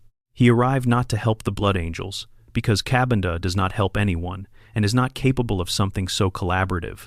He arrived because the hive mind had been consuming the beings that Kabanda had claimed as his to destroy, and Khorne does not permit his champions to be denied by something as impersonal as a biological consuming force. Kabanda slaughtered the Tyranids. Much of the local manifestation of High Fleet Leviathan was destroyed not by the defenders of Baal, but by a greater demon settling a priority dispute about who got to be the architect of the Blood Angels' eventual ruin. Even the enemy that killed Sanguinius at Cygnus Prime, the enemy whose back he broke at the Eternity Gate, is still entangled with the legacy of the angel 10,000 years later. That is the reach of a life that shaped the universe around it so thoroughly that the universe cannot stop responding to the shape. Rabut Guillemon returned to the 41st millennium through the combined effort of Eldar technology and circumstances that would take their own video to fully unpack, looked at the Blood Angels and what they had endured, and acknowledged their place in the continuing story. He named Commander Dante the Lord Regent of the Imperium Nihilus, the vast and darkened portion of the Imperium cut off from Terra and the Astronomicon by the catastrophic psychic wound called the Great Rift. The man who carries Sanguinius's face in battle now governs the most abandoned and most desperate half of humanity's domain, in a role that echoes the one Guillemon gave to Sanguinius himself during the Imperium Secundus period. The prophecy recorded in the scrolls of Sanguinius, texts attributed to the Primarch and preserved as sacred documents by the chapter, speaks of a golden warrior standing at the Emperor's side in a final galactic reckoning. Dante has long believed he was that warrior. The Sanguinor spoke at the world of Cryptus during the early stages of the Devastation campaign, in one of the very few recorded instances of the entity communicating in intelligible words, and what it said was connected to that prophecy. Whether Sanguinius truly foresaw events 10,000 years beyond his death, whether the prophecy refers to something that has already happened or something still to come, whether there is a role yet to be played that connects his legacy to the ultimate fate of the Imperium, these are questions the lore does not answer definitively. What is definitive is the reach of what he was and what he chose to be. The sons of Baal still fight his fight. The chapters that carry his gene seed still manage the struggle that he managed, the daily choice to be more than the darkness that lives inside them. The relics that touched his hands are still among the most sacred objects in a military tradition that has lasted 10,000 years and shows no sign of finding peace. The sarcophagus on Baal still holds him, the body of the being who Horus said should have been chosen, preserved against the decay that takes everything else. In a setting defined by the systematic absence of hope, by the grinding away of everything that makes existence worth having, the story of Sanguinius stands as something almost unbearably precious. He chose hope in the face of perfect foreknowledge that the hope was going to cost him everything he had. He chose to give his sons the best possible future he could arrange, even knowing he would never inhabit that future. He chose the dignity of his death, chose the manner and the meaning and the direction of it, in a way that transformed what should have been a simple loss into the necessary condition for a victory that preserved everything that followed. The Death Company charges because he charged. The sanguinary priests drink from the Red Grail because his blood is still in it. The children on Baal Secundus grow up on the same irradiated moon where a winged infant survived alone against impossible odds. And the stories they tell about him have the quality that only true stories have, the quality of something that did not need to be embellished, because the reality of it was already more than enough. He should have been chosen. He was the best of them. And the galaxy, 10,000 years later, is still living in the light and the shadow of what he chose to do with that. If this video gave you something, whether it settled an old argument or opened up a new one, or simply gave you a few quiet hours of lore that felt worth sitting with, please do leave a like. It genuinely helps more than most people realize. And it tells the algorithm that this kind of content is worth showing to more people. And if you are not subscribed yet, and this is the kind of storytelling you want more of, then the button is right there. Hit it, join the family, and know that we have a great deal more of this universe left to explore together. The stories only get deeper from here. Until next time, go well. And remember what Kabanda found out the hard way, twice, on two different worlds a decade apart. The sons of Baal do not break. Bonus section, the brothers who bore witness, what the other Primarchs said. There is a particular category of evidence in the Warhammer 40,000 lore that tends to get overlooked in favor of raw combat records and directly quantified power levels. It is the evidence of how other Primarchs talked about Sanguinius when they were not performing for an audience, when the public masks were down and the private assessments came out. These moments are scattered through the novels of the Horus Heresy series and the supplementary materials, and individually they might each seem like minor details. Assembled, they form a portrait that is one of the strongest arguments in the case for Sanguinius's preeminence. We have already touched on Horus's deathbed statement. It should have been him. Sanguinius holds it all. This was spoken in a context of genuine vulnerability on Davin, with Horus hovering between life and death after the wound that would eventually open him to the corruption of the Chaos ritual. He had no political reason to make this statement. He had no audience to manage. He was speaking what he actually believed, and what he believed was that the brother he was closest to was also the brother who surpassed him in the ways that ultimately mattered most. Guillemot's accounting is more systematic. He was not a being given to emotional declarations, and his methods of assessment were analytical rather than intuitive. When he compiled his list of those he trusted most completely, his process was evaluative and careful. The fact that Sanguinius made that list tells you that Guillemot had examined the evidence and reached a conclusion, not that he felt a particular warmth for his brother. The distinction matters because Guillemot's conclusions about military and leadership effectiveness were demonstrably reliable, built on evidence and refined through experience. He was not often wrong about people. When Guillemot chose Sanguinius as Emperor Regent of Imperium Secundus, the choice was not sentimental either. He was making a governance decision under extreme pressure, with the fate of what remained of the Imperium's infrastructure depending on getting it right. He looked at the available candidates, with himself and the Lion and Sanguinius, all present and all possessing legitimate claims, and he concluded that Sanguinius was the right choice. His reasoning, as the lore expresses it, was essentially this: the Imperium, in its worst moments, needed someone that people would follow, not because they were commanded to, but because they genuinely wanted to. Someone whose presence transformed the emotional weather of a situation, from despair toward something that at least resembled possibility. Only Sanguinius could do that reliably and without performance. He did it simply by being himself. Rogel Dorn, the most emotionally guarded of the loyal Primarchs, the one whose expression of feeling most reliably came through action rather than words, demonstrated what Sanguinius meant to him in the final hours of the siege. He recovered the body from the bridge of the vengeful spirit in the chaos of that collapse. He carried it back. He returned it to the Blood Angels and saw that it was received with the honor it deserved. These are not the actions of someone who viewed Sanguinius as simply a valuable military asset. They are the actions of someone who understood that what they were carrying was irreplaceable and deserved to be treated as such. The Night Haunter's relationship with Sanguinius is one of the strangest and most revealing in the lore, precisely because Kurz had less reason than almost anyone to treat Sanguinius with respect. He was a bitter being, warped by the horrors of his home world into something predatory and resentful, and his relationship with his brothers was generally adversarial.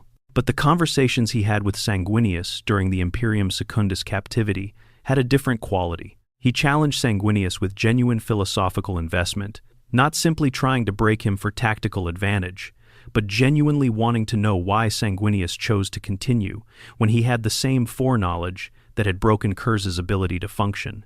There was, in those exchanges, something that looked like respect. The respect of one being who sees things clearly for another who sees the same things and still chooses differently. Even the forces of chaos understood what Sanguinius was. The argument Kyrus the Perverse made to him on Cygnus Prime was not a stupid argument. It was carefully crafted to engage with what Sanguinius actually valued most, the well-being of his sons, and to offer something he genuinely wanted, a cure for the flaw, in exchange for his self-destruction. You do not waste that level of sophisticated manipulation on a target you consider unimportant. You spend that kind of effort on something that you are afraid of, something you need to be very careful about, because the wrong approach will fail completely. The daemon's carefulness was its own acknowledgement of what it was dealing with. Kabanda's obsession is perhaps the most unintentionally eloquent of all these testimonials. For 10,000 years, one of Khorne's greatest champions has maintained a specific and personal investment in the Blood Angels and their successors that goes far beyond the Blood God's general appetite for warfare. Kabanda keeps coming back, not because the Blood Angels represent the most significant military threat in the galaxy, though they are formidable, but because of the specific quality of the wound that Sanguinius inflicted on him. Being hurt that badly, being defeated in the way that Kabanda was defeated twice by the same opponent, leaves a mark that Khorne's nature cannot simply dismiss or move past. The Bloodthirster's vendetta against the sons of Sanguinius is, in a perverse way, a form of tribute. It is the acknowledgement, expressed in the only language Kabanda has available, that the being who bested him was genuinely extraordinary. And what of the Necrons? The Silent King, Sarek, one of the oldest and most calculating intelligences in the galaxy, a being who had survived 60 million years of warfare and deception and the horror of what the Necron race did to achieve their immortality, reputedly acknowledged Sanguinius in a way that he acknowledged almost no other human or human-associated figure.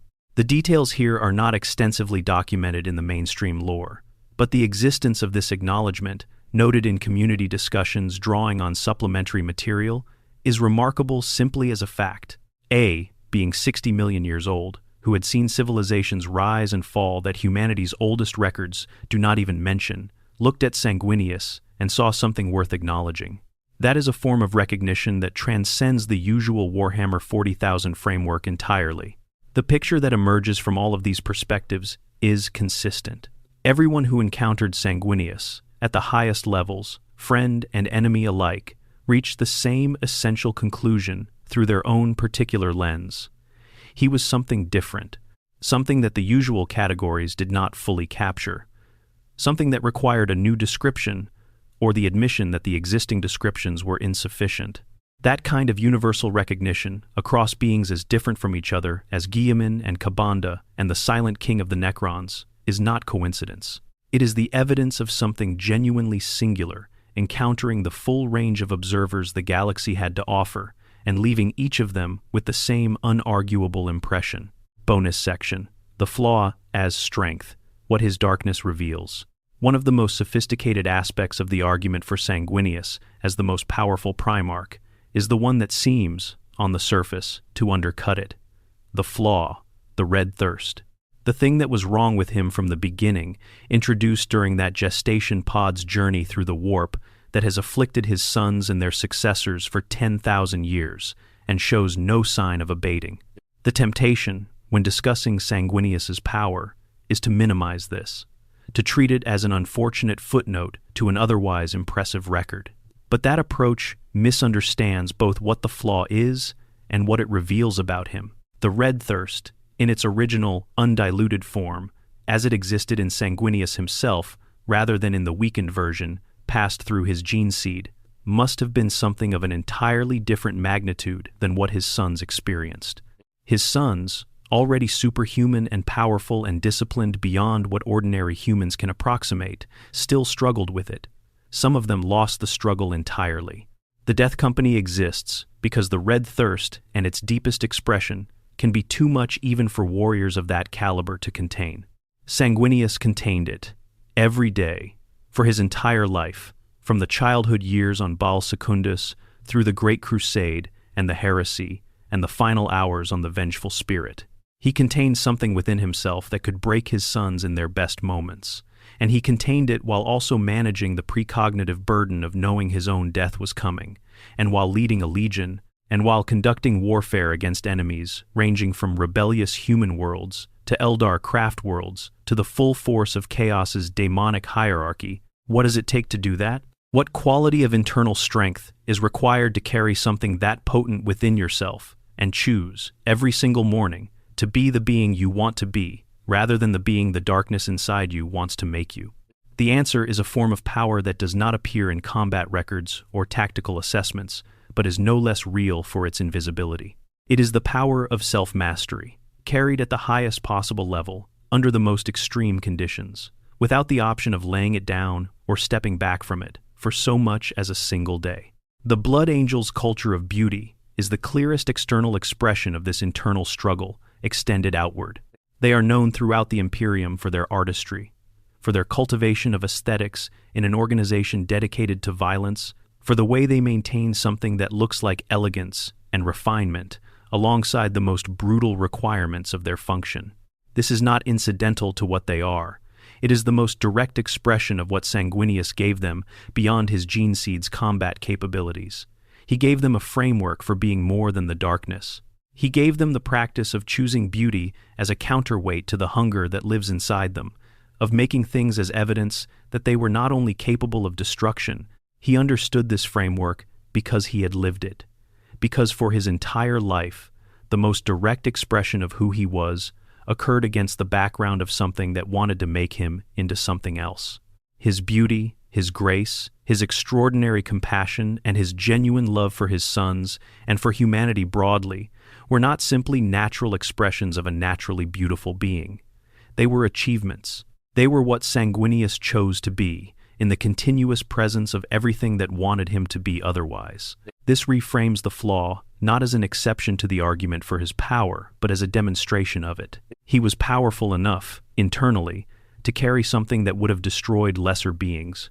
He was powerful enough to convert the energy of that internal struggle into something productive, building a culture in his sons that is among the most distinctive and most coherent in the entire Space Marine tradition. He was powerful enough to face the worst of what he was and decide, repeatedly and without permanent resolution, that the best of what he was would be what defined him. That is not a footnote to the power argument. That is the heart of it. Bonus section: what might have been. The Sanguinius who could have saved everything. There is a thought experiment that the more contemplative corners of the Warhammer 40,000 community return to periodically, and it is worth spending time with here. It is the question of what the Imperium might have looked like if Sanguinius had been chosen as War Master instead of Horus. If the being who Horus himself said should have been chosen had been the one to receive that honor, and if the heresy had therefore never happened, or had happened differently, or had been prevented entirely, this is speculation, which we should label clearly as such.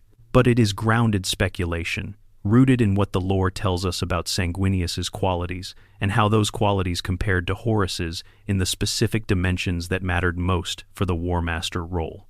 The War Master was supposed to be the Emperor's right hand in his absence, the being capable of managing the full military and political complexity of the Great Crusade, while the Emperor pursued his Webway project beneath the Imperial Palace. The role required not just military genius, which both Horus and Sanguinius possessed, but the kind of authority that other Primarchs would accept without excessive resentment, and the kind of wisdom that could navigate the internal politics of 20 different Legion-scale military forces with 20 different personalities at their head. Horus was charismatic, certainly, and beloved by his brothers in the early period. But his charisma operated through dominance and force of personality in ways that could be leveraged, it could be turned. It could be manipulated by something that understood the mechanics of pride and power well enough to find the pressure points. The Chaos powers found those pressure points, and the result was the heresy. Sanguinius's influence over others operated through a fundamentally different mechanism. People did not follow him because he was overwhelming, or because resistance seemed futile. They followed him because, in his presence, they wanted to be better than they were, wanted to be worthy of the standard he represented simply by existing. This is a form of authority that is much harder to corrupt, because it does not depend on fear or on the specific vulnerabilities of pride and ambition. You cannot undermine it by appealing to the follower's ego, because the follower's ego is not what is engaged. A Sanguinius chosen as War Master might not have been perfect. He had weaknesses. The grief that came from his deep capacity for love was a real vulnerability, one that enemies in the actual timeline tried to exploit through the slaughter of his sons. The weight of his precognitive burden was real. The management of the flaw within himself and within his sons required resources of attention and will that other Primarchs did not need to allocate. He was not without limits. But the specific vulnerability that the Chaos powers exploited in Horus, the combination of pride and ambition, and the particular kind of insecurity that hides beneath extraordinary confidence, was not present in Sanguinius in the same form. He was capable of humility in ways that Horus ultimately was not. He was capable of being loved without needing to own that love in ways that made it a dependency. He did not need to be the most important thing in every room, because his sense of himself was not built on being the most important thing in every room. These are qualities that might have made him resistant to the specific approach the Chaos powers took with Horus. Not immune to corruption in any absolute sense, because nothing is immune to corruption in the Warhammer universe if the powers of Chaos are patient enough and clever enough. But the approach would have needed to be fundamentally different, and the timing would have needed to be different, and there is genuine reason to wonder whether the Chaos powers had an equivalent approach ready for Sanguinius, given how different his psychological architecture was from Horus's. The galaxy that might have emerged from a Sanguinius-led Great Crusade completing itself rather than collapsing into civil war, is one that the lore does not explore, but that the evidence of who Sanguinius was suggests would have been. Meaningfully different from the Imperium of the 41st millennium. Whether meaningfully better is a question the setting is not designed to resolve cleanly. But the baseline observation that the Emperor intended something more hopeful than what the 40,000 setting delivers, and that Sanguinius was the being Horus said best embodied the Emperor's soul, suggests a connection between the outcome and the absence of Sanguinius from the position he should have held. The thought experiment is not a cure for grief, which is what the Blood Angels and their successors feel toward this question at the deepest level. It does not undo what happened, but it illuminates something about what was lost when Sanguinius died, and about why, 10,000 years later, his absence continues to feel like a wound that has not entirely closed, even for people who know the story only as story rather than as personal history. He was what the Imperium should have had at its center, not because he was perfect, but because he was the most complete version of what the Emperor tried to create, and completion, in a figure of that power, is its own irreplaceable gift. Bonus section: the weapons, the armor, and the science of what he was.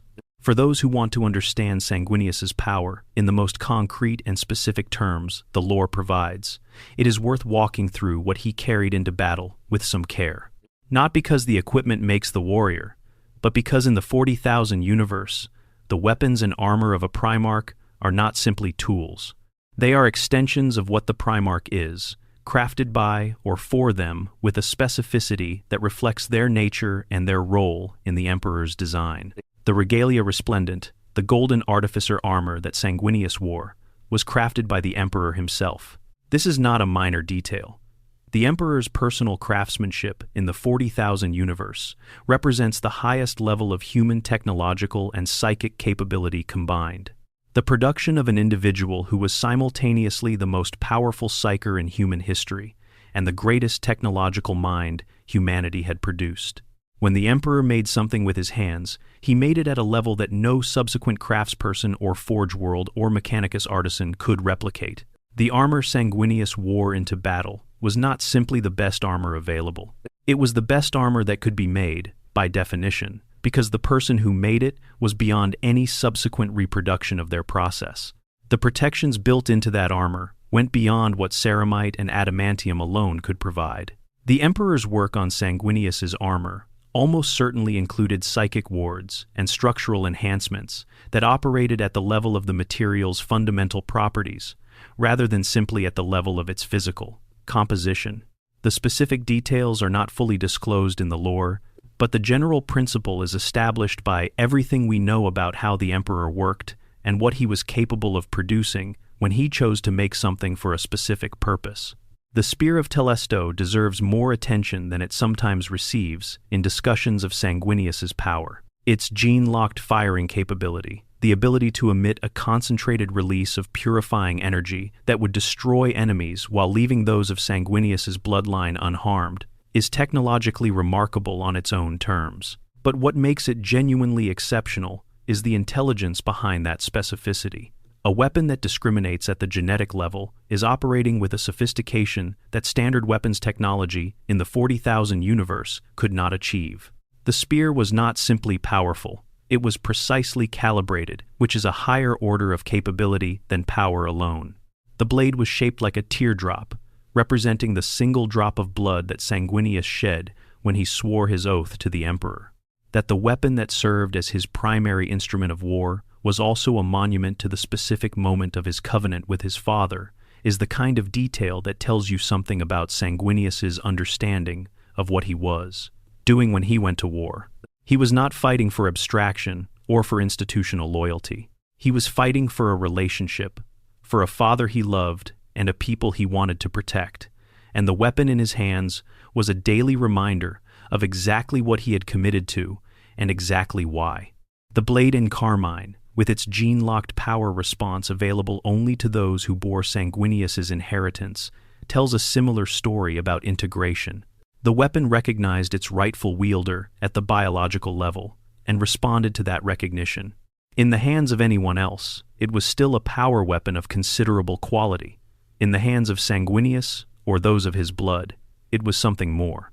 The distinction between a capable weapon and a weapon that is specifically and uniquely yours in a way that nothing else can replicate is the distinction between competence and identity, and Sanguinius carried weapons that were his in that deeper sense. The moon-silver blade, constructed from the frame material of the phalanx, Rogal Dorn's mobile fortress monastery, represents a different kind of significance. It was a gift from a brother, which makes it the only weapon in his arsenal that came from a relationship rather than from the Emperor or from his own choosing. Rogal Dorn, who was not given to sentimental gestures, gave Sanguinius a weapon made from the material of the thing Dorn valued most. The phalanx was not simply a military asset to the Imperial fists and their Primarch. It was the chapter home, the symbol of their continuity, the physical expression of what Rogal Dorn had built and what he was committed to defending. Taking material from its frame to make a weapon for Sanguinius was an act of gift-giving that communicated something about what Sanguinius was to him that Dorn probably could not have expressed in words. His physical capabilities, beyond the equipment, are documented in ways that are worth articulating clearly. He could tear the head from an Eldar Wraithwalker, which are among the most structurally durable fighting platforms the Eldar produced. He could break the back of Kabanda, one of Khorne's greatest bloodthirsters, using nothing but his own body.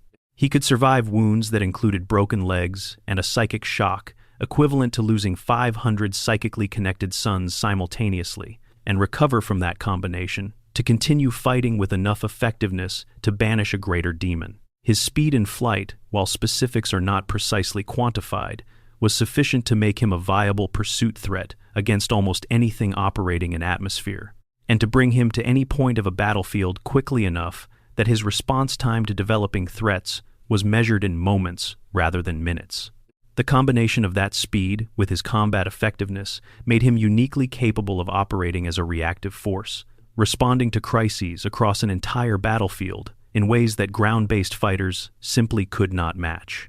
He was, in the most specific and concrete terms the lore provides, everything that the argument for his preeminence claims, not just in spirit but in measured, documented capability. The gap between what he was on paper and what he demonstrated in practice was never a gap in the direction of underperformance. When the lore tells you what Sanguinius could do, and then shows you what Sanguinius actually did, the evidence reinforces itself consistently.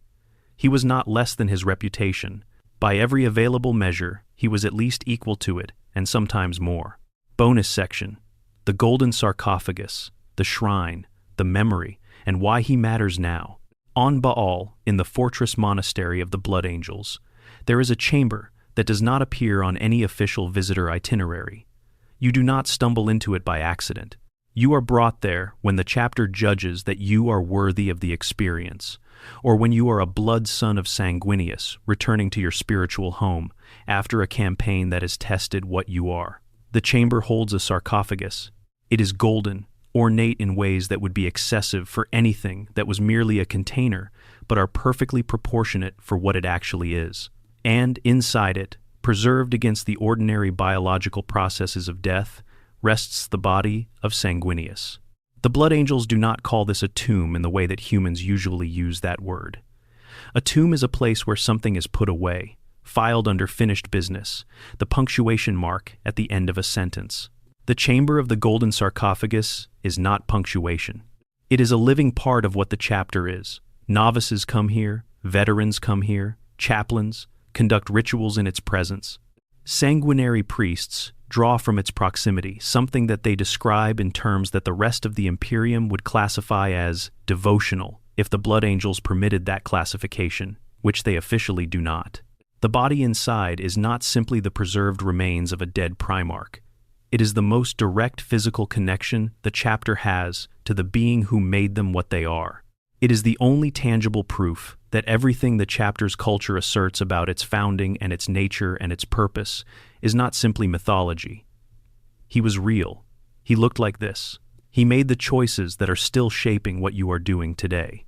The sarcophagus is evidence of a kind that no other chapter has, because most chapters do not know where their Primarch is or what happened to him in terms that admit of physical verification. The Blood Angels know exactly where Sanguinius is. He is here, in this chamber, in this sarcophagus, as real and as present as anything in the chapter's experience. And that presence, even in death, even 10,000 years on, shapes what it means to be a blood angel in ways that are difficult to overstate. Every time a blood angel looks at his own face in reflective surfaces, he sees something that echoes the face in the sarcophagus. The gene seed that made him also made him look like Sanguinius, though no blood angel will ever achieve the specific quality of beauty that the Primarch possessed. The resemblance is close enough to be constant and not close enough to be confused.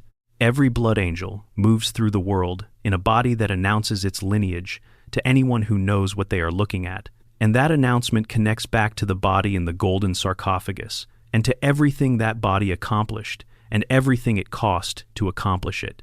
The rituals that surround the sarcophagus are not officially classified as religious by the blood angel's leadership, because acknowledging them as religious would require acknowledging that the chapter has diverged from the Imperial Creed's frameworks in ways that might attract uncomfortable scrutiny. But the distinction between a deeply meaningful ritual practice that connects practitioners to their most important traditions and a religious practice is one of degree rather than kind, and the difference of degree has effectively closed over 10,000 years of repetition. The blood angel's relationship to Sanguinius and to the artifacts of his life and death is, by any reasonable standard of observation, devotional. They just describe it in other terms. This matters for the broader argument about Sanguinius's significance, because it demonstrates the degree to which his existence continues to shape reality in measurable ways. Most Primarchs whose fates are known, and several are not known, have become matters of historical record. They are studied, respected, considered in tactical doctrine when their innovations remain relevant, and otherwise consigned to the archive. Sanguinius is not in the archive. He is in the daily practice of every blood angel who has ever lived since the heresy, in the rituals and the culture and the specific psychological struggles that his sons manage as their primary ongoing challenge. He is as present in the 41st millennium as a dead being can be, and in some ways more present than some of the living. The scrolls of Sanguinius, which we have mentioned in the context of prophecy, are worth addressing separately as a demonstration of how his intellectual and spiritual legacy persists. These texts, attributed to the Primarch himself, are among the most carefully preserved documents in the chapter's possession. They contain tactical observations, philosophical reflections, and the cryptic prophetic statements that have been interpreted and reinterpreted by generations of blood angels, scholars, and librarians. The effort invested in understanding them is itself evidence of how seriously the chapter takes the question of what Sanguinius saw and what he intended. That the same being who could break a bloodthirster over his knee was also generating philosophical and prophetic texts worth careful scholarly attention 10,000 years after his death is worth noting. He was not simply a weapon with loyalty, he was a mind of genuine depth and a spirit of genuine complexity, and the artifacts of that depth and complexity persist alongside the artifacts of his military legacy. The Blood Angel's place in the current conflict, managing the Imperium Nihilus under Dante's regency, is the most direct expression of his legacy in active operation. They are doing, in the 41st millennium, what they were always made for, holding the line between humanity and the darkness with everything they have, managing their internal struggles with the same disciplined care that Sanguinius modeled for them, drawing on reserves of commitment that trace back to the example of a being who chose his death deliberately and spent it in service to others. The darkness of the Imperium Nihilus is comprehensive. It is genuinely one of the most difficult operational environments in the entire setting, cut off from the Astronomicon and from reliable communication with the wider Imperium, beset by enemies whose number and variety reflect the full spectrum of threat that the 40,000 universe offers. The Blood Angels and their successors are doing this work with the tools they have, including the ones that are also burdens, the Black Rage and the Red Thirst, the genetic curses that are also, in their way, evidence of the extraordinary power of the being who passed them on. There is a grim and beautiful symmetry in the fact that the flaw chaos introduced into Sanguinius during his gestation has become, in the hands of the warriors who carry it, a weapon, not in spite of what it is, but because of what it is. The Death Company's fury, drawn from the deepest expression of the Black Rage, is one of the most terrifying forces a chapter of Space Marines can deploy against an enemy. The Red Thirst, managed rather than suppressed, produces warriors whose combat intensity exceeds the already extreme baseline of what a Space Marine is capable of in a sustained exchange. The thing that was meant to destroy Sanguinius and his sons has been, through the discipline and the culture that Sanguinius built, transformed into one of their defining characteristics. That is not a coincidence. That is the legacy of a being who understood, better than almost anyone, that what you are given is not what defines you. What defines you is what you choose to do with it. Final reflection: the weight of an ending and the meaning of a life. Every story eventually has to face its ending, and the ending of Sanguinius's story has a weight that is uncommon even by the standards of a setting that does not spare its best characters from the harshest outcomes. He is dead. He has been dead for 10,000 years. He will not return, because his death is one of the narrative pillars of the Warhammer 40,000 universe, one of the fixed points around which everything else orbits, and moving it would damage the entire structure of meaning that the setting has built over decades. But the ending of a life and the ending of a story are not the same thing. A life can end and a story can continue, changed irrevocably by the loss, but not concluded by it.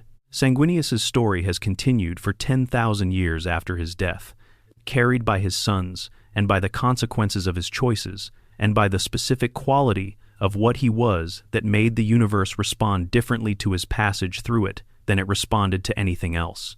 He was the most powerful Primarch, not in the sense that he could have beaten anyone in any context, without exception, not in the sense that he was the greatest in every individual category of capability that the setting defines and measures, but in the sense that matters most when you take the full picture and hold it in mind at once. He was the most complete expression of what the Emperor was trying to create, the being who came closest to having all of it at the same time, the one who his closest peers acknowledged had something they did not. He was the most powerful in the sense that his power was directed with the greatest precision and the greatest love, in the sense that he spent what he had in the way that did the most good for the most people, at the cost to himself, in the sense that the investment of his life and then of his death produced returns that have compounded across 10,000 years into something that still shapes the galaxy you are reading about. He was the most powerful in the sense that even his enemies recognized it.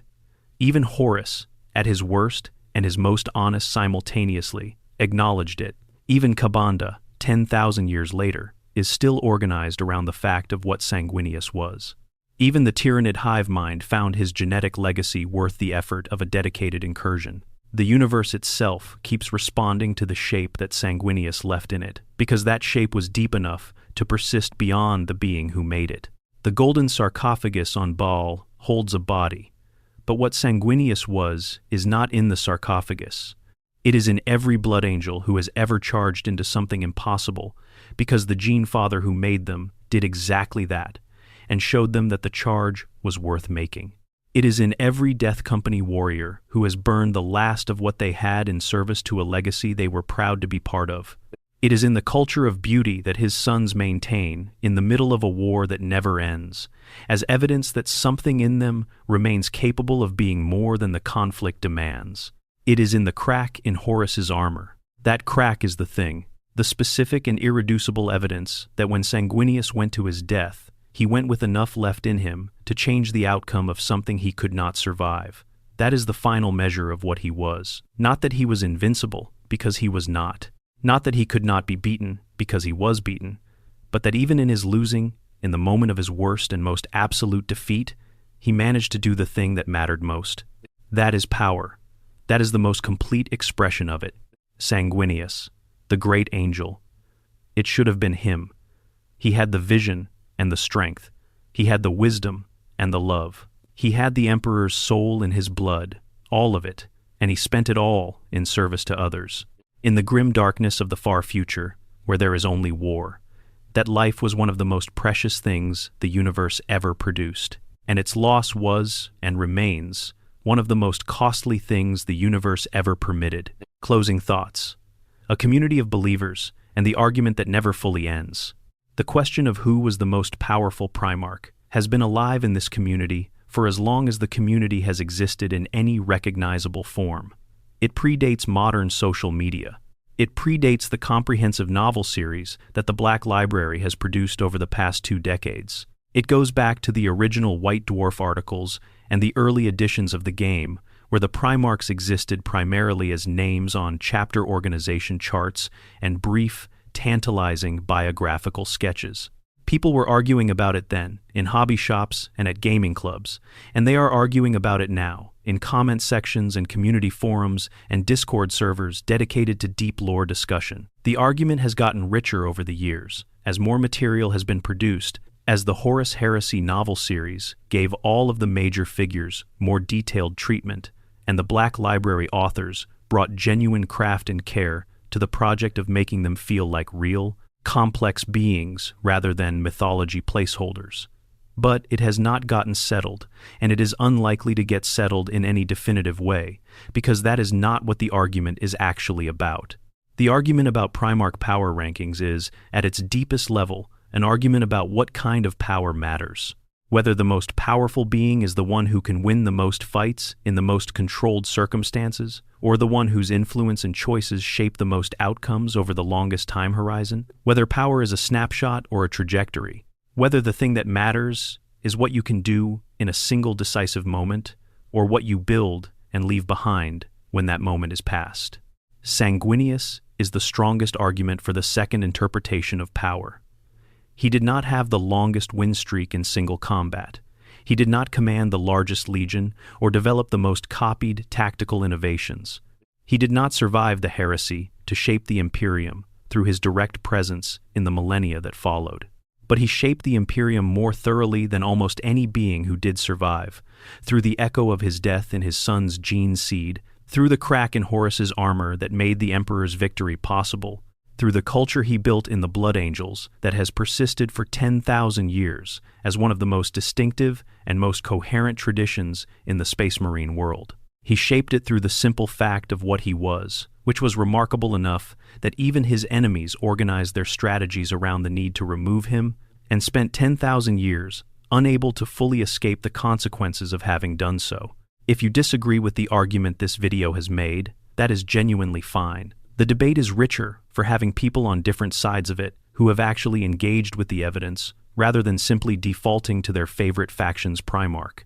If you think the Lion's sword skill tips the balance, if you think Leman Russ's specific anti-Primarch design brief changes the calculus, if you think the question of Horus's natural state before corruption places him definitively above everyone else, even Sanguinius, make that case in the comments. That is what the comment section is for, and I will read every one. Because the argument about Sanguinius is not just about who wins a hypothetical fight in a controlled setting. It is about what the Warhammer 40,000 universe, at its best, is trying to say about what power means, and what it is worth, and what it costs. And Sanguinius's answer to those questions is the most complete, and the most costly, and the most resonant that the setting has produced. He held all of it, and he spent it in service to a humanity that did not fully deserve him, in a future he would not live to see, in the specific manner that would do the most possible good with what he had left. That is the most powerful thing anyone in this universe has ever done.